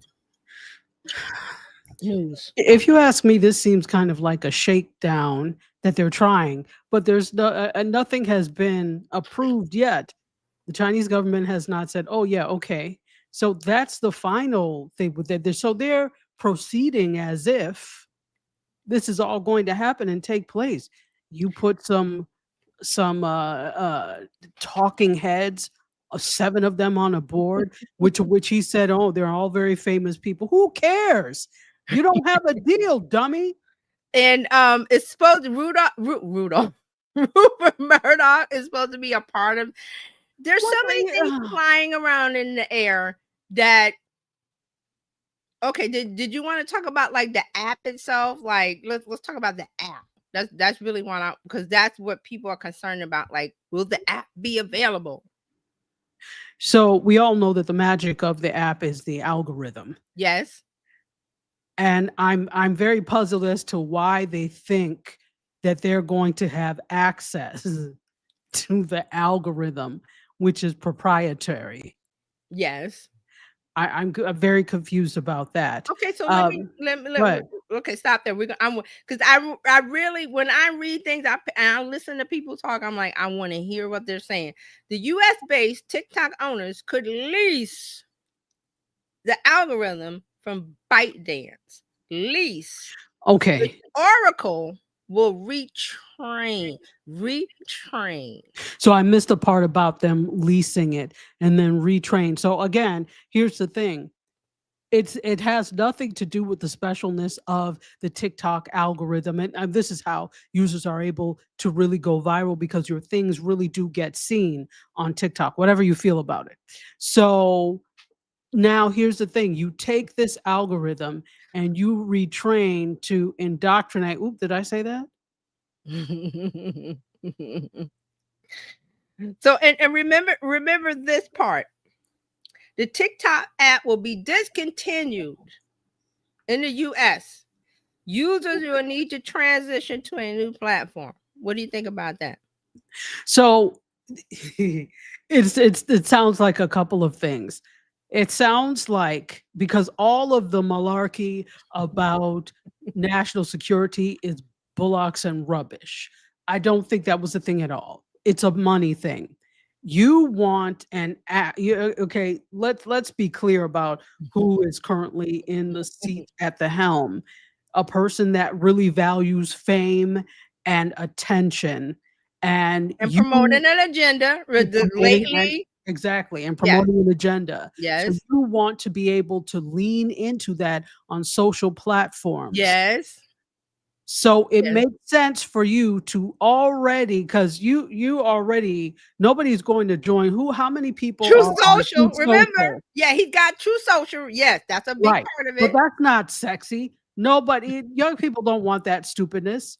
So what he wants is an app where people already are, something already built, so that he can usurp the users to it. Not even just they can usurp the users and indoctrinate them with an agenda. That's why they're changing the algorithm, because if it was really about the algorithm, there's no need to retrain it. What are you retraining it for?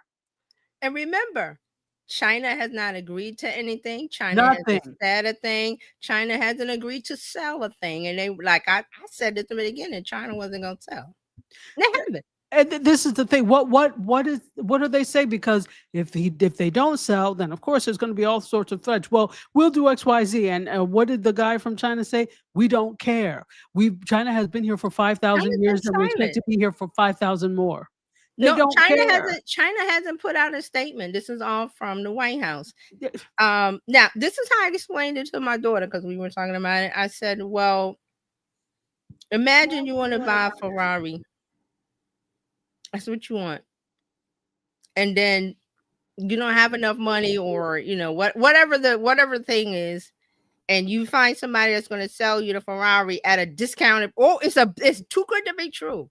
Yeah. Not a Ferrari. It's the Ferrari case. Now it's the Ferrari on the outside, but when you look in the engine, there's a.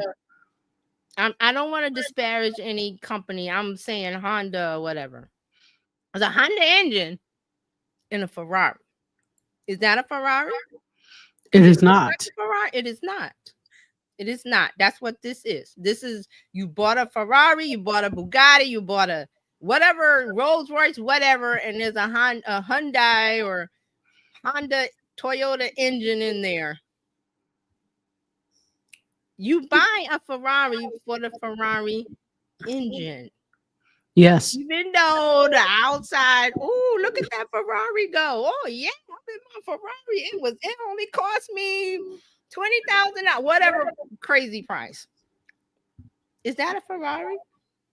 It is not.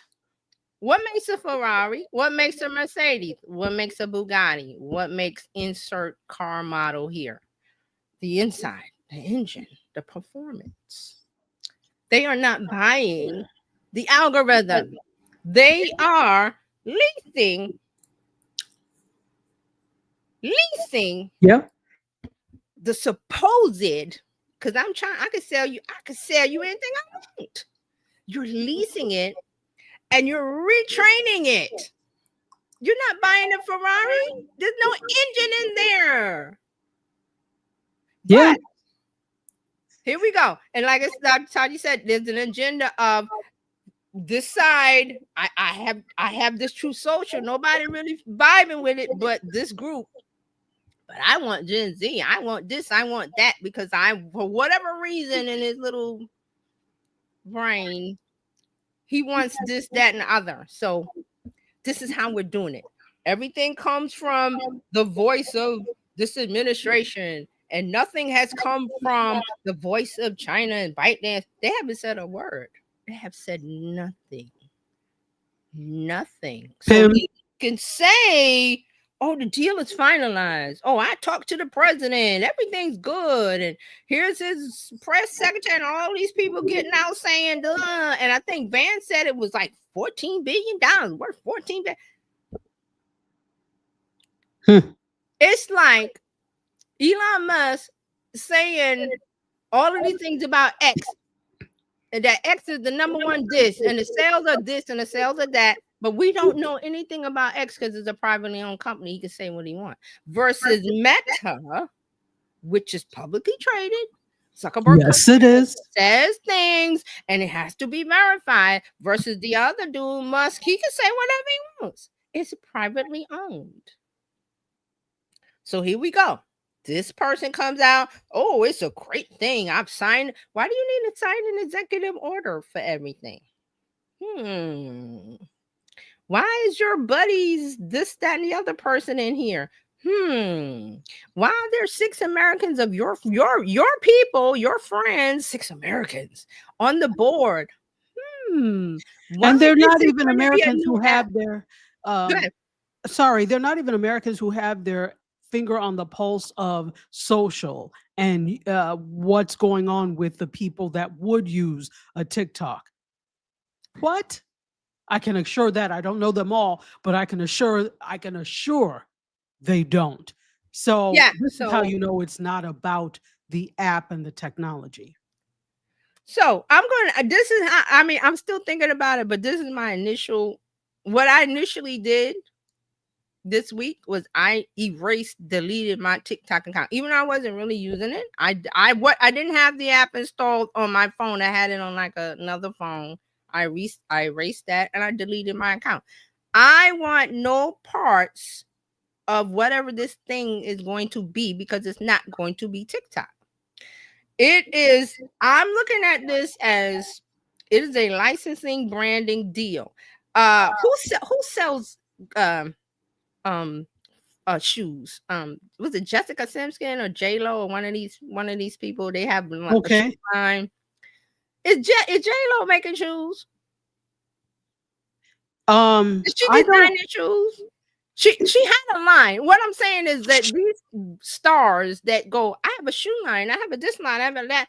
They're not over there designing the shoe and manufacturing the shoe. Not it's at all. Another company that they're is basically white labeling their it. likeness and selling the shoe as this is J-Lo's shoe. Right.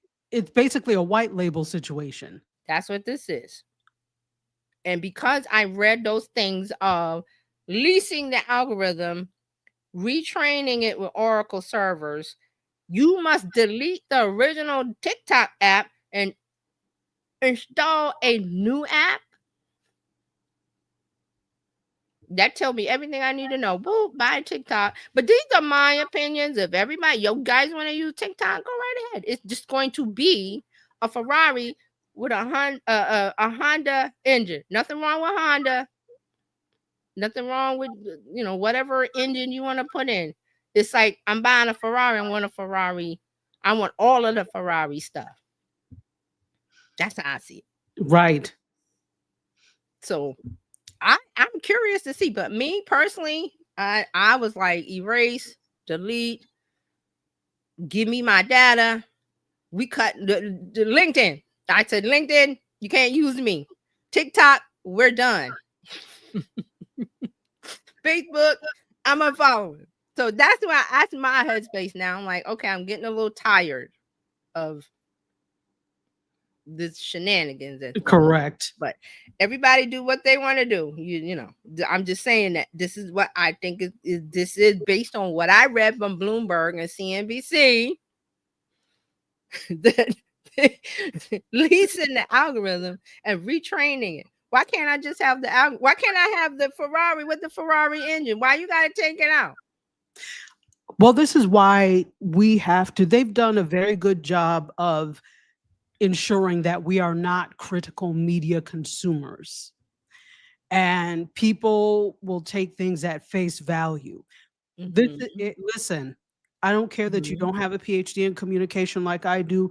I need for everybody to use the same level of scrutiny with media and with technology that I do, or that anybody else who is a professional, that TJ does when it comes to this. Use the same level, And because all I do is read. I read the story and I go, what does that mean? I look at each word and the meaning, and that's all I'm saying. This is from what I experienced, and what I'm seeing is like I didn't like what was being said. And most people can do. Don't just blindly take what's given. Don't just blindly click on a link and accept what it says. And like Dr. Taji said, you don't have to be a PhD in media stuff. It's not about that. It's about using your common sense and your knowledge and experience of being alive. How many years you've been alive on this earth and living in America or living wherever you are, you know things when they're right and wrong. That's see, all. Act accordingly. And I'm just here's in comments. Fran, hey from the car. Fran's in the car. hey, Fran. And Fran says TikTok is just browsing for me. Don't post much. That's where I might look at it. I might look at it on the browser. I'm not sure. Fred, new show, make digital sense of it. Okay. That's how I feel, because I've been trying to think about what is going on, because it sounds like yay, they've sold it to America, yay. I was like, wait a minute. From day one, China said it wasn't going to sell, and if you know China, they don't budge. They don't budge. No, but it's this nationalism that makes people think that whatever they say goes. It's an Did they illusion. tell you they're not going? Why do you keep? And let me tell you, if for some reason there happens to be a sale to the, I'm done with TikTok.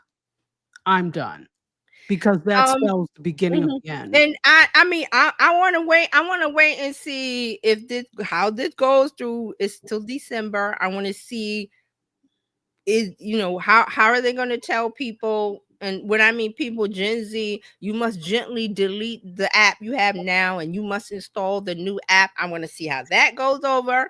And if they do, I want to see how people react to the new app, because I'll be other places and those people will come over and say, man, this thing sucks, man. They'll come and tell what's what. And I'll go, let me see. So it's I'm very curious about this. Fred says, is it more like leasing and selling instead of selling? Yes, that was the word they said. Leasing the algorithm.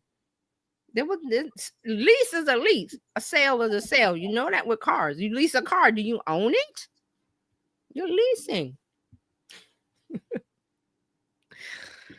I'm just saying. I look at what's been presented, and I'm like, I said they're gonna. And before I read this, I said last week, I said they're gonna make a new app. It's going to be a new app. It has to be. That's the only way they can claim victory of, yes, we. But it also, points to extreme laziness, because here's the thing: it's going to be a huge app, which I'm not surprised. We're talking about a contingency of people who have never really had to do anything for themselves or on their own, or build from the ground up. So why would this be any different? So what you're doing is actually, because you really are actually building a new app. You are riding on the coattails of TikTok, but you're building a new app because it's not even the same. They have to delete that and then put this in. Number one, what gives you the assurance that anybody is going to go for that? You may some will. The ones that don't pay attention, the ones that blindly do whatever, and like you said, they're so connected with TikTok itself. It's going, like I said, that's why I said the Ferrari with the non-Ferrari engine, they're going to cling. But it's a Ferrari. But look at it. It looks like a Ferrari. They're not going to look under the hood. No. And Fred Fred says, "Oh, the crime will flowing. TikTok is not pushing my stuff. Money is not the same. They block. It's gonna be all of that. Money? You think they're gonna pay you? Come on." But I love, Dr. Tuck, that you picked up on the part where it's a gathering of, we want, like I said, the sides. How do we get them on our side? Well, True Social didn't do it, but if we get this TikTok and put in what we want in it, that'll get them. So, but here's the thing: you may get, they're totally off the mark. First of all, we don't even know that there's a sale. That probably may not even happen. But just saying, the off chance that it does happen, the way you're going about it, what are you going to put there that will really ensure people will want to be over there? First of all, it's hard enough to get people to go elsewhere when you are legitimate and you're like, hey, follow me on such and such. Most people are not leaving the app they're on to go someplace else for people they like. Yes. Very. And most people can't stand you. Why would they go anywhere else? Most people? The good majority of thinking people can't stand you. Why would they go anywhere? Because they won't go to other apps for people they like, for creators they like. Exactly. They're not going to go someplace else for you. And the fact that you think they will, and this administration thinks they will, that just shows how off the mark they are. Way off. The amount of posturing, like I said, the correct press secretary that read the statement on Saturday, and then, I talked to the Chinese president, and that other side is not saying a word. So you can, and I liken this to whenever there's like a disaster or something happens and the anchors come on the news and they don't have a lot of information because it just happened. They need filler. They just talk about, and let's get this. They talk until they get the facts. So that is what I see this as. It's like, okay, we're just going to fill up the air with talk, which is what they like to do. Fill it up with, my stuff, because the other side isn't talking. So I get to control the narrative of they're selling to us. I wrote an executive order. It's going to happen. My good friend Rudolph Murdoch is on here, and Larry Ellison, and it's going to be good. It's a big league, big, beautiful. Those are all things where it's filler. I always look at that as filler, and I'm going, I don't believe when your mouth is moving. I don't believe in nothing that comes. I believe zero coming out of your mouth. Rupert Murdoch is the same age as China, 5,000 years old. What does he know about any of this? But see, what I want everybody to understand is that this is what he's saying. Right, exactly. Well, Murdoch hasn't said anything. He didn't speak to China. This is the thing. How do we know he spoke to China? We don't know. These have cried wolf so many times. These are things that and if you think we're making it up, look at the tariffs. I talked to this country. I talked to that country. The country's like, why? You ain't talked to me. I didn't agree to nothing. We didn't talk to you. Anything before. I've done this. I've done that. I'm going to buy green. I'm going to something with Greenland, and the Greenland agree with it. And they're like, well, how did I get it? We didn't talk about nothing. It's like I'm going on a date with Beyonce. Well, Beyonce didn't agree to it. She's over there doing whatever, Simon or whoever. You can say whatever you want now. You know, the funny thing is, it's like, there was this guy that I used to know, and everybody used to twist their mouth up whenever he would say anything because we knew it was going to be a lie. I remember one day he told me his last name was McCoy. So he said that Lisa Ray McCoy was his cousin, and he was at the last family reunion or something like that. And then like stupid stuff like, I was like, now we know this is a lie. You're not even from Chicago. How is this even a Lisa can't dispute, she can't dispute it because she doesn't know who this person is. It.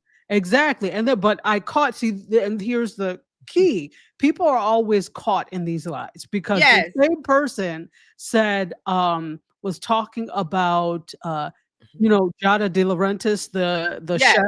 Yes. Was talking about Giada, and was like, you know, Giada De Laurentiis? I was like, yes. He was like, well, you know, that's Oscar De La Renta's daughter. I said, Really? I was like, oh, really? I said, well, Oscar De La Renta is from, I think he's from Spain. Yes. Yeah. He's Spain. Yes. Giada De Laurentiis is Italian, Italian. and it's spelled differently. He was quiet then. I said, why is it your mission in life to lie? It makes them feel good to be bigger than somebody else. And then when they meet somebody like you, who I obviously know more than you, they get small. But to somebody who doesn't know the things that, you know, that you're talking about or anything, they seem like a big man, a big person to them. Yeah, you're absolutely right. It's important. correct. I'm only important because I seem big to you, who someone else who's not paying attention to things or may not have the knowledge of things, or just, you know, just doesn't know. I'm the big man, or I'm the cheerleader, you know, the homecoming. I'm the important star. Big man on campus. Yes, the Okay. big man on campus. Yeah, that's where that person is coming from. And then they meet somebody like you, and you got a big stick pin, and you Listen, it's like bust the balloon. I will take up and pop pop the Don't play balloon with me. The Don't play game where with they me. pop the balloons, the Yes. date where they pop. You pop. Don't play a game of pop the balloon with me, because yours is going to get popped. That red balloon, as soon as you walk in and open your filthy mouth, I am going to pop it. That's what that kind of person, that's what they like to seem important and laugh, kind of, you know, not funny. But the current administration, that dude that's what his thing is.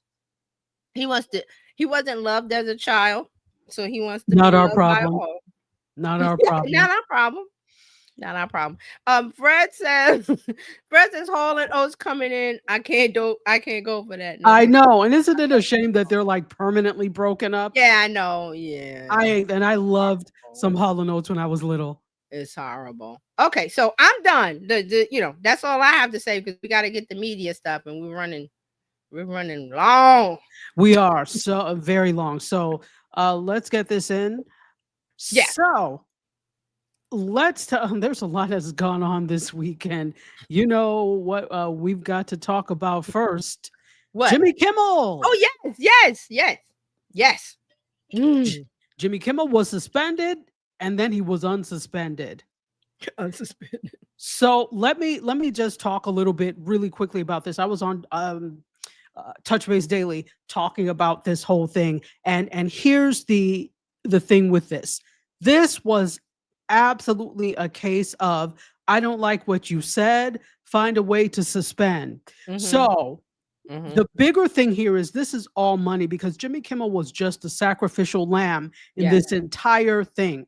It could have been anyone. Yes. But particularly Kimmel, because there's been this contentious relationship between him and the current occupant of the White House. Who's on a revenge tour? On a revenge tour. Right. And it's not even on Jimmy Kimmel's end. He doesn't care. Right. It's the person in the White House that cares. Yes. So finding a way, we got to find a way to do this. And so you find a way. And what happens is Nexstar and Sinclair affiliates pull him mid-sentence, basically, right? For the comments about CK. Yes. No need to bring up his name. We know. Yeah, I know. Let's go with CK. I love that. Let's do that. So they end up preempting it, right? Celebrity Feud. I think they played Celebrity Feud or Family Feud or something. I don't know. Exactly. And so he was called in, and they suspended him. They said at first indefinitely. Well, yes, that was the wording. That was the wording, that he was indefinitely suspended. So this was not, I don't know where they were when this was not going to sit well with people at all. So not only did Hollywood come out and talk about this, lots of different people that are analysts in the industry, etc., talked about this. All the unions they were protesting. Weren't there shots fired at some ABC studio or I somebody heard was about that. shooting. I don't know a whole lot Yeah. about that, but I Yeah. heard about that. But there were protests at ABC Studios, protests in front of the theater where Jimmy, right on Hollywood Boulevard, where Yeah. Jimmy Kimmel does his show. And also, let's think about this. ABC is Disney. Disney stock went down. Oh, it went down, baby. It went way down. People canceled Disney Plus and Hulu. They were not trying to have anything to do. I was on some show, some live streams, and people are like, yeah, I love such and such on ABC, but bye. So their local affiliate. So now I need to say that not every ABC affiliate is owned by Sinclair or Nexstar. Now, why did they pull it? This was all about money. So because the extremists had a problem with, by the way, if you saw or read what he said about it, he was not talking about CK directly. Right. Or the situation itself. Right. And when he came back, which I'll talk about on air, he made clear it was not about it's the and it was true, the administration using this as an excuse, Right. basically. Okay. Let me. So I googled the shooting. So it was in Sacramento. Sacramento police confirmed 3 gunshots were fired at a local ABC station on Friday, September 19th. Okay. Amid the nationwide outrage at the network decision to suspend Jimmy Kimmel Live. So it was like somebody went 3 bullets, struck the television station, 1 hit in the lobby after 1:30. Okay, so I did hear about the shooting. I didn't know where it was, but it was Sacramento at the local ABC station. ABC affiliate in Sacramento. Yeah, I had no clue exactly. I had heard about it. Now, you know what? This is the thing. Let's not take things to that extreme, but that is something that has a propensity to happen whenever you have things like this that do happen. When tensions are heightened because of other things, this is the outlet. I'm not saying it's right, but this is not why right. but these are things that are sometimes inevitable. Right. This is why the protests. It wasn't really about Jimmy, because I saw, and another thing I saw on my socials was like, oh, Jimmy Kimmel, he dressed up in blackface way back. I was like, you guys, that's not what it's about. It's about the pressure building up since January 20th. Of things happening, and people finally have a thing they can get behind nationally that's wrong. So people are using that to vent their frustration by protesting, by signing petitions, by the things that they're doing. That's really what it's about. It's not Jimmy Kimmel's like the placard, the sign of okay, free speech. Everything is being attacked. So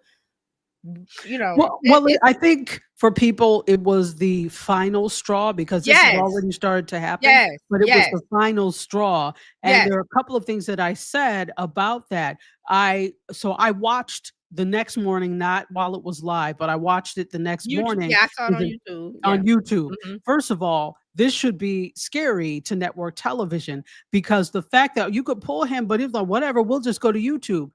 I haven't looked since, but the morning I talked about it, which was Wednesday, 10 million people had watched it. You don't get numbers like that on network television at all. On cable, pull Shannon Sharp numbers. Yes. Exactly. Quiet as his cat. He about to, because Cat Williams, I think that thing was 60-70 million views. Exactly. So, the thing is, Legacy still keeps trying to hold on to their laurels and legacy, and Independent and YouTube is quickly showing you we can outnumber you, right? You have to get off of this old get off my lawn type thing. So here's the thing going on with that. Mm-hmm. Here's the big picture here. Nexstar is looking to acquire Tegna. Yes. So for those people who don't know, and I talked about this on Wednesday, Tegna is another station group. So Sinclair, Nexstar, and Tegna are all station groups. And that's when a media company or a company has several different affiliate stations in their portfolio in different markets, right? So they're station groups. They may own the ABC in Tulsa, Oklahoma, and they also own a station out in Sacramento. And so those are station groups, and it can be from different networks. So right now, they're looking to acquire Tegna. Nexstar wants to acquire Tegna, but that would take them over the edge of permissible ownership. 30 something, 39%. 39%. They Yes. would own 80% if they Yes. acquired Tegna stations, Yes. which is not legal at this time. So Right. they need to have favor with Brendan Carr, who is the current FCC chair. They need to hold favor with him and the administration. And so pulling Jimmy Kimmel was a way of saying, see, we're your friends. We're with you. That was the stupidest move they could have ever made.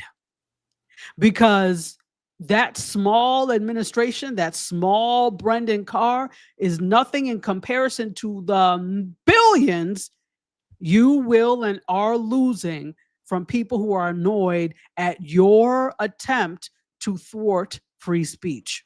Yes. Now, I was happy to see Jimmy Kimmel back. Me too. I think it was a great episode. And by the way, even though, let's say this, he's not back on the air in all markets, there are about 20% of markets that he is not on the air. Right, but he's with. on YouTube. These are all Sinclair stations. But he's that on YouTube. Yeah, he's on YouTube though, right? And I think this was a wake-up call for them. Okay, well, we can do this all day, and YouTube Right. is free. Something is, Right. So we'll see more of this in the future. Yes. Mhm.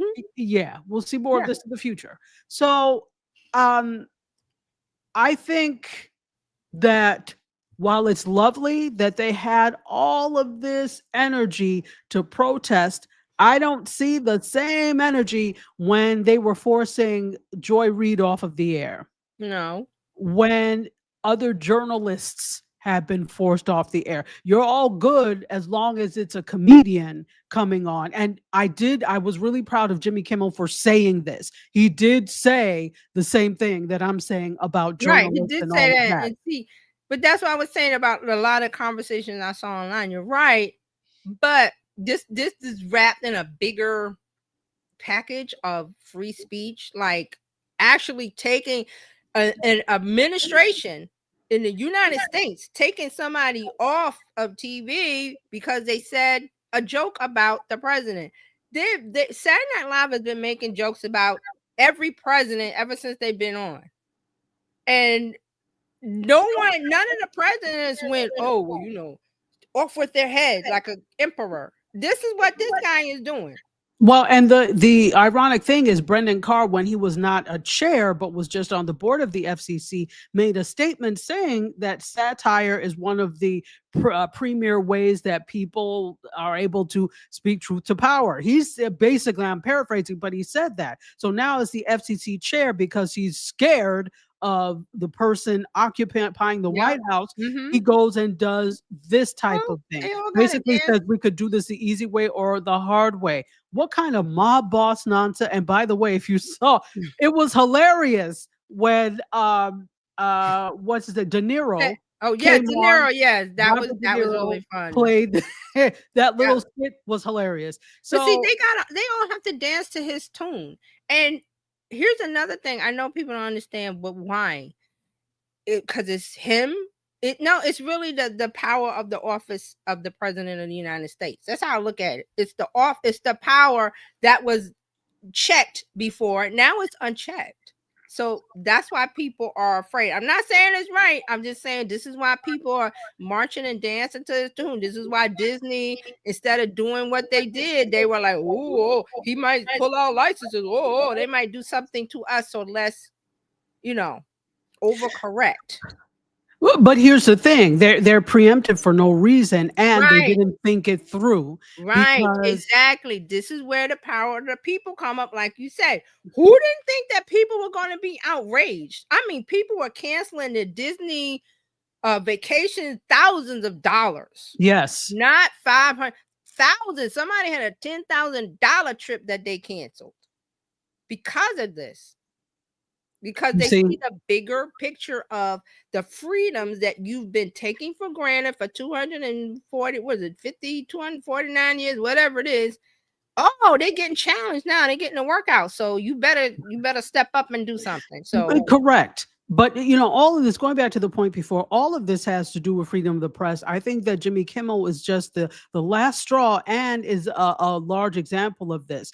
And here's the thing. I think that they also expect when it comes to journalists that, oh, well, that's kind of what they sign up for. And it is not what they sign up for. And if anything, we need to stand stronger behind them because they're the ones that bring us the news on a daily basis and let us know what is happening in the world. So I am pointing the finger at, because there was none of this with any of the unions. And by the way, a lot of these news anchors, etc., they're in some of these unions. But there was no rallying behind them when it came to this type of stuff. But everybody came to Jimmy Kimmel's defense, and rightfully so. But use that same energy when it comes to these journalists that are putting themselves on the line in harm's way all the time. They're getting death threats and all sorts of things. That's not necessarily the case with entertainers. And I do appreciate entertainment, but use that same energy to protect and speak out against them. Particularly in this case, it's been all sorts of journalists, but when we look at Black journalists and things like that, nobody is rushing to the defense of that type of thing and standing ovations and whatever. No. And there's no return to the air for them either. So while we're celebrating, let's use that same energy for everyone. And see, this is a lot. I've been saying this a lot about using the platforms for your own voice, for your own culture, community, what have you. And like I said about like what Roland Martin did, you don't have to like him, his style. I'm not talking about that. I'm talking about him deciding a few years ago to. He's like, I've been buying cameras. I've been doing this and that. I have a journalistic background. I've been in journalism. I've been writing for whatever years. So TV1 decided to get rid of my, whatever happened with TV1. And he said, oh, okay, I'm going to do my own thing. And that's a hard thing to do, but you do it because it's a necessary thing to do because everything is set up correctly for it. So, and this ties into why I'm watching like Don Lemon. I started watching Don Lemon in the last month. Like he's on YouTube. He does a live twice a day. At night, he goes person on the street. He did it last night in DC. It was hilarious. It's like 2 hours of him just going around talking to people and just the things that are being said. I find that very entertaining. Now, Don could not do that while he was on CNN, and he said that. I think he said it last night because people were, he went to the Congressional Black Caucus yesterday, right? He went to the convention center where all the the CBC, the CBC, and he was, live and going around. The amount of people that mobbed that man, it was like Obama walking through. It was like Obama. People were like, we're so glad you're on you're on the air. You're being yourself. You're telling our stories. And everybody came up to him and said, I'm watching you. And even there were some young journalistic students from Howard. HU. Interview, like, I want to interview you. But before that, he was saying, you have been such he said, how old are you? He said, 19. He said, and the kid said, you've been such an inspiration to me, Don. To see what you're doing, to see you're going, to see you're doing your thing now on independent media. And it got to him. But the amount of people that was mobbing him, taking pictures, this and that, and Roland Martin gets the same thing where people just know him. And it's just from being online and being yourself, but also having the experience of journalism behind it, that you get that kind of love and admiration. And everybody told him, keep doing what you're doing because we need to hear this. These stories need to get out. So I'm like, if he was still on CNN, he wouldn't be able to do any of that. Exactly. And he wouldn't be getting this shine and the attention that he is, because the whole thing is, it's like you are doing you. You are being independently you, as you said. And that's what people are appreciating. So let me go on with Yeah. Listen. with so this is what's happening with all of this. We've got the Jimmy Kimmel story down now. He's still on, although he's not on in about 20% of markets. Disney shareholders are requesting that Jimmy Kimmel's suspension records. They're requesting this. They're not mad. Investigation. They want an investigation. Yeah, they're demanding answers about the company's decision to suspend Jimmy Kimmel. Right. So the group now, so shareholders, remember, when you're a shareholder, it's not necessarily all these big highfalutin people. It's ordinary you could be a people. shareholder, right? I don't have any Disney stock, but when you're a shareholder, you're allowed to go to meetings and make these types of demands. So because you have ownership. Right. So there are a couple of groups that are demanding this. The group at large includes American Federation of Teachers and Reporters Without Borders. They've written a letter. They've written a letter to Disney requesting that they turn over any books and records that are related to the move of removing Jimmy Kimmel from the air. And they're saying this is why, because that decision led to significant declines in the company's stock, which affects their retirement. Yes, it does. Because a lot of 401ks and a lot of retirement plans also are tied to stock. Yes. And if anybody makes these types of reckless decisions that affects their stock, that affects your retirement. So of course the unions are going to be upset about this thing. And this is a take that a lot of people are not looking at, right? It's not just Hollywood that's affected. It's not just the 200 plus people that work on the Jimmy Kimmel show that had been affected.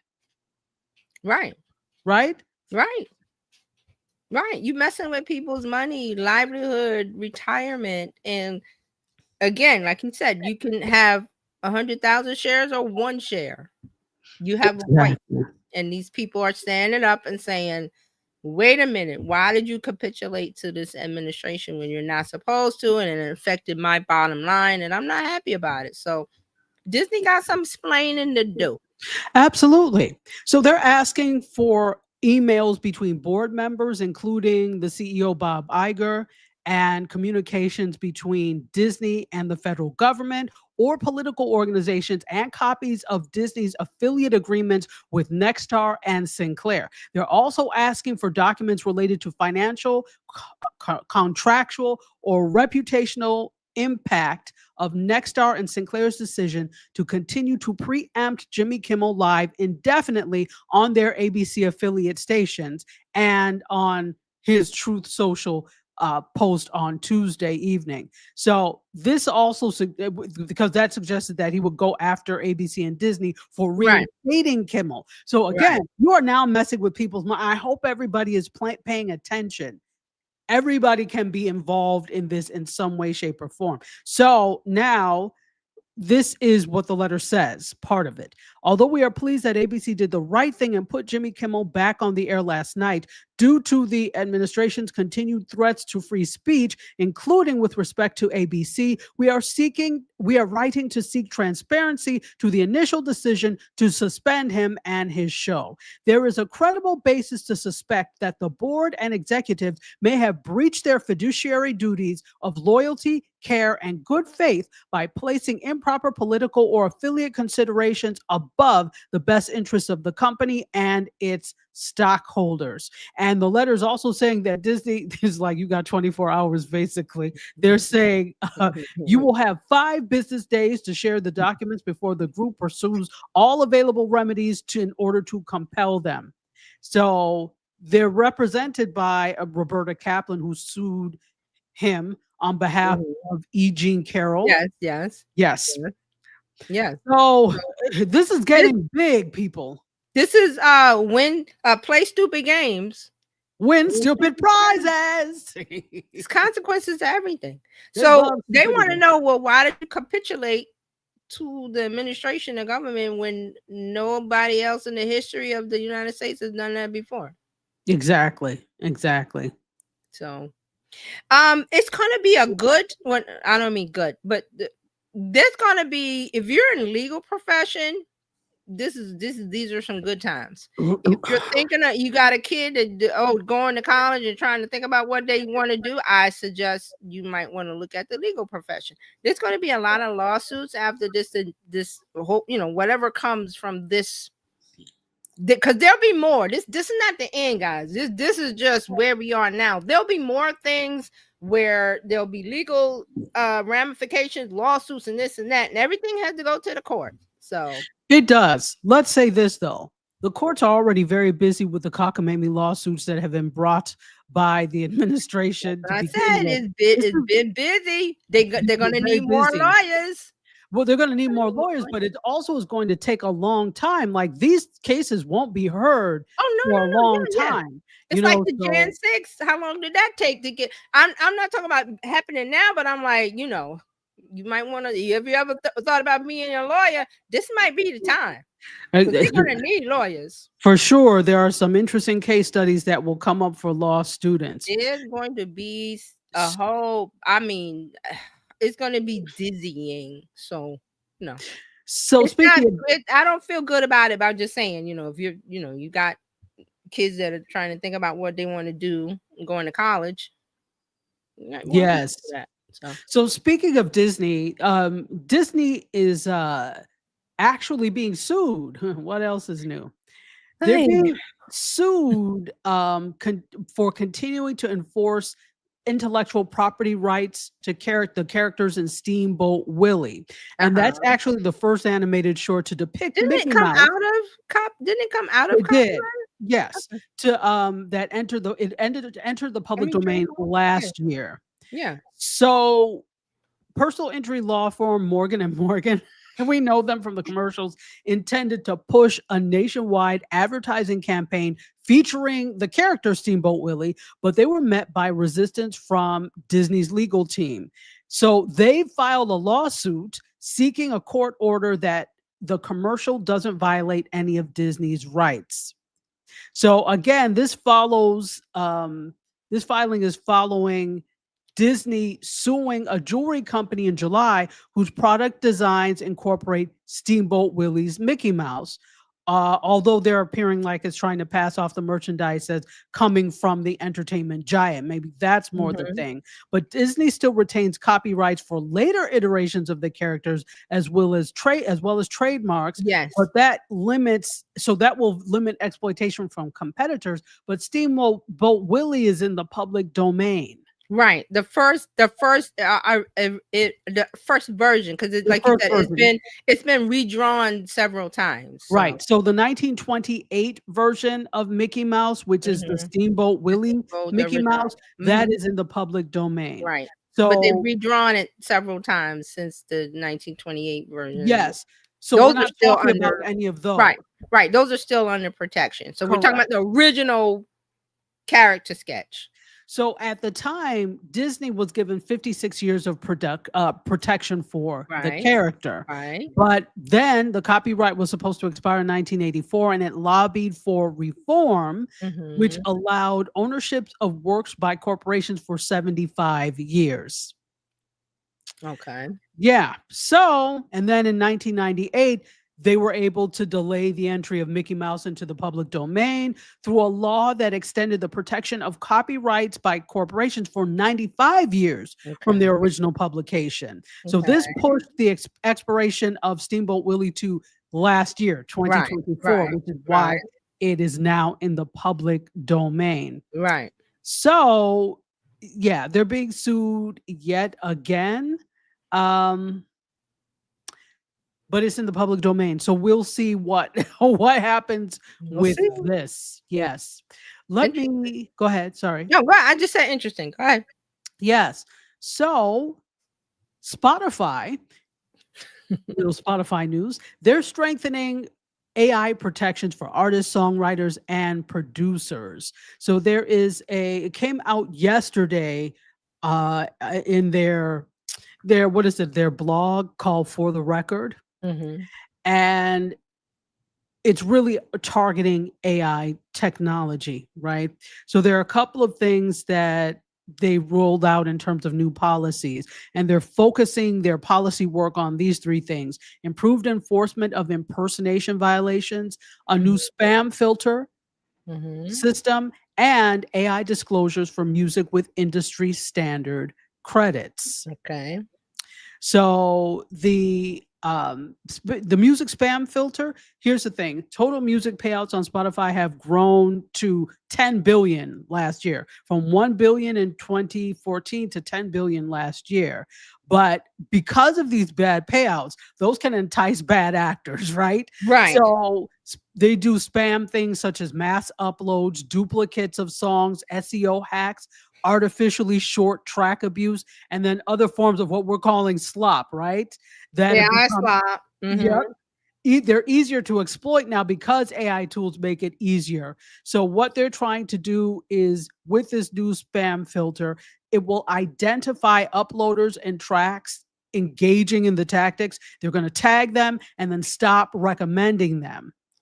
So with the AI disclosures for music, they're announcing the support of a new industry standard developed through DDX, and I'm not exactly sure what DDX is. I have to look that up. Mm-hmm. So DDEX, sorry.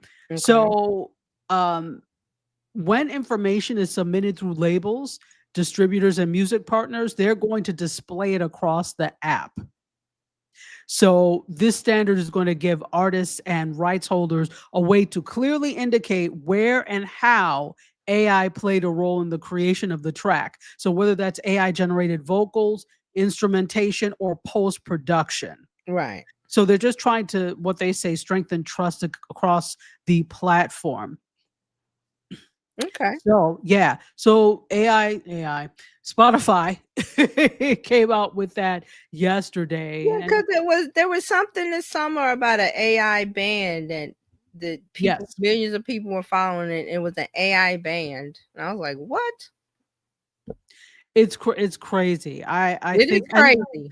and then even if we look at, I was part of the Black Ambition thing, Mhm. Pharrell Williams Black Ambition, and at our Mhm. final dinner, one of the speakers was Timbaland. Right. And he's got a whole AI music Yeah. agency. Mhm. Yeah, he doesn't want to deal with any real life artists. Sometimes I don't want to deal with in real life people too, because I get it. Yes. But this is a big, there's several sides to the story. Artists are not happy about that. Potential artists are not happy about that. But then there's this squashing of what AI can do. Mhm. Mhm. This is the thing. You can do that and you can create the music, but the thing about the music is the people behind the music as well. And you can go to a listening party for an AI artist, but can you meet them and connect with them? It's a little bit different. So there are several sides to this whole Yeah. story. There's my thing, as long as AI is specifically marked as, I didn't like the fact you put up a band and you have to say it's an AI band. Correct. You have to say this is AI art. You have to say, you can't just say this is art. You have to say it has to be categorized. So, and the thing is, I don't know if a lot of people know, when you make AI stuff, there's markers in there already. It's just, we haven't gotten the tools yet that will, because right now they have to self-identify. You have Yes. to self-declare. You have to, did you pack your bag? Did you right now, that's how it is. But coming real soon, they won't do that, because they'll have the tool that when you upload something or say or whatever, or present something, it's gonna put the made with AI stamp on there, and you won't be able to remove it. So Exactly. I just wait for that day. And then once that day comes real soon, it'll be self-selecting of, there will be Gen Zs and Gen Alphas that won't care that it's AI music, and I say enjoy. but there'll be people like me that I'm like, okay, I want to hear the stuff from before there was CDs, or before there was this, and you know, the 8-track, the mute, that kind of music. I mean, like, that's not AI. I know it. So it's going to Exactly. be categorized that way. And the AI people, if you enjoy the AI music, enjoy. I'm going to enjoy the music that was made by real music and real musicians and real instruments. Exactly. So I have Fred, go ahead. Right. Fred says, well, I want real folks, instruments, real singing. Exactly. exactly. So I have one last story Okay. because we're way past. Religious broadcasters are urging the FCC to uphold free speech. So this is going back to the Jimmy Kimmel thing.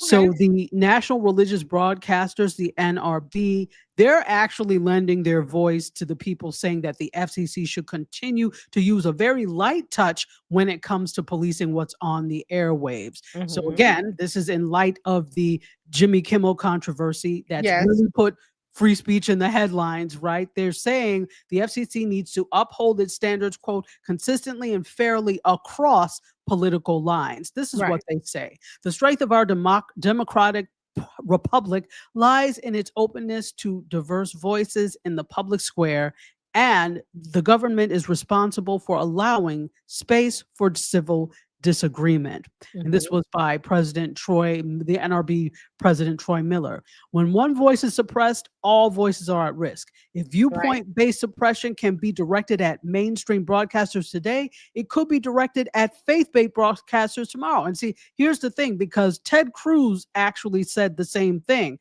The fact that, you know, anybody agrees with him, he's said that, you know, basically this is bad news for conservatives as well. So, you know, it's never just about free speech. It's also about it could be you next. That's what it's always about. Yeah. So what they're doing is they're embracing a position that lots of Republican lawmakers have also taken in recent days. I mentioned Ted Cruz, and he said that this is dangerous as hell. Surprising. Very surprising. I think Joe Rogan said something very surprising.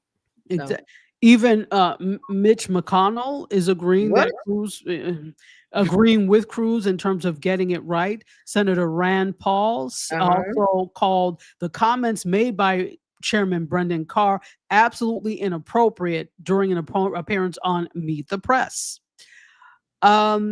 So most of the NRB members, because it is religious broadcasting, they probably don't agree with Kimmel's statements that led to his suspension. Although I did not see what he said wrong. Many people don't see what he said wrong. But again, many religious broadcasters also tend to hold very conservative views, which means they're probably going to align with a particular party, if you know what I'm trying to say. Right. So likely looking through, putting all the pieces together, they likely don't agree with Kimmel or even like Kimmel. However, the general counsel for them, Michael Ferris, said that the NRB has the, quote, larger long-term implications of any government intervention front of mind. They believe the commission has the opportunity to maintain an environment where disagreement can exist without coercion. You know, it's very interesting, and this is what I'll stop there with. It's very interesting that religious groups in general can see this, because religious groups were some of the biggest proponents of the administration. And so now that it's you, and this is what I'm saying, it wasn't a problem until they could possibly come for you. Now that it's you, now you are saying your Hail Marys. Now you are saying the Our Father. Now you are begging for mercy. It was okay when it was about to be you, but now it's coming for you. Oh, it was supposed to be those over there, but now it's coming for you. So hey, like this type of onslaught has been going on in different groups forever. But here's the thing that I say that is problematic, which is why I brought up Joy Reid. Nobody cared until it came for non-melanated men. Now it's a problem. So I'll leave it there. Agreed. So there is a lot of things going on and have been happening since the beginning of the year. I can't believe, what is it, September 26th? I can't believe all of this has happened in 9 months. And more to come. More to come. I say curate your feed. I say disconnect from the TV or mainstream media or the news. Take a break, even from online. I take a break from online. Just take a break and what we like to tell Gen Z: go out and touch grass, throw a ball, go to the park, see some kids laughing, eating ice cream, and just play some music. Hang out with folks. Just breathe. And I have then a standing appointment with a group of friends every month. It's like, even if we can't, get together and stuff every month, we have our monthly thing. Yes, and you decompress or, whatever it is. So a lot of people don't have that. So I say you should seek it wherever it may be, in real life, online, getting offline, joining a group, a meetup, whatever, going to the library, all kind of things. Just separate from it, and then because it's going to be there. It's not going anywhere. That's why I say I don't watch the news. The news finds me. It finds me. So yes, it'll find you, and you just. But because this is only September, there'll be more, and I'm laughing because it's like you gotta laugh, or I don't want to do the opposite of that. So. Absolutely. I find these little, I saw, and just real quick before we end, I saw on Threads yesterday there was a little video. The mom was in the beauty salon, and the little boy was eating a donut in the corner, and then she was filming him, and he dropped the donut, and he completely broke out, break danced on the floor, and was crying. And I will send it to you. It's hilarious, but somebody took a screenshot because he bit back from crying out because it was halfway through the donut, and he picked it up and he said he freaked out. But somebody took a screenshot of the moment he bent his back crying. And somebody said, "If I send you this, it means I've had enough." When I tell you that thing, I laughed so hard I cried. Wow! Send it to you so you can see it. But Please the little do. kids in the hair salon, and the mom, he's in the corner. He's enjoying this donut. Oh, the donut was banging. He was eating that donut. It was like half of it left, and he tried to pull the paper away, and it went bloop. And he was like, and it wasn't like a bratty kind of thing. It was just kind of like, it was just the despair of the great donut. And yes. And then he goes to the lady and like, so they're trying to console him. But I that's the kind of thing I need to see. Yes. He was. I'll send it to you so you can see. But it made me. I laughed so hard that I actually cried. I mean, that's how hard I laughed. So. It's just things like that, find your moments of laughter and peace, and do what you can, and we'll leave it at that. We're all in the boat together, so take heart in that. And then I got my sirens going on, New York City, and I'm going to let Dr. Tachi take us out. Absolutely. Thank you so much for everybody who joined in today and is watching on the replay. Fred and Brian, thank you so much for being here. We have lots of great things for you here on the Biz Chicks Monday through Friday. If you are wanting to join, and why wouldn't you? It's free.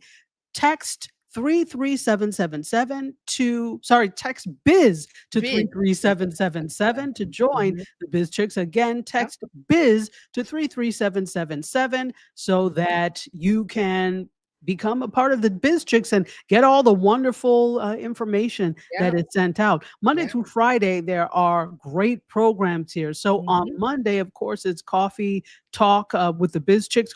What is it? It's Coffee Talks. Coffee Talks. I was right. And then Monday, Tuesday, we have Marketing Talks with Terry Johnson online right next to me.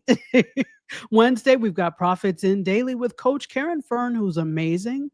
On Thursdays, you have Happy Healthy Habits with Robin Shimizu, which is a great show as well. And then today, Tech Life Weekly with There you go. us. There you go. Fantastic. So you've got Monday through Friday chock full of all sorts Good of great stuff. shows Good that can actually help you take the hassle out of your hustle. That's Yes, what the Biz yes, Chicks yes. are about. Yes. Also running a profitable business that's fun to run. Yep. And with that, we hope to see you again next week. And signing off for Yeah. the Biz Chicks. Yeah. We'll see you next time. Yes. Thank you. And enjoy your weekend. Thank you for watching. And we'll see you next time. And I'm going to take us out. Hopefully, I know what I'm doing. Thank you for tuning in today.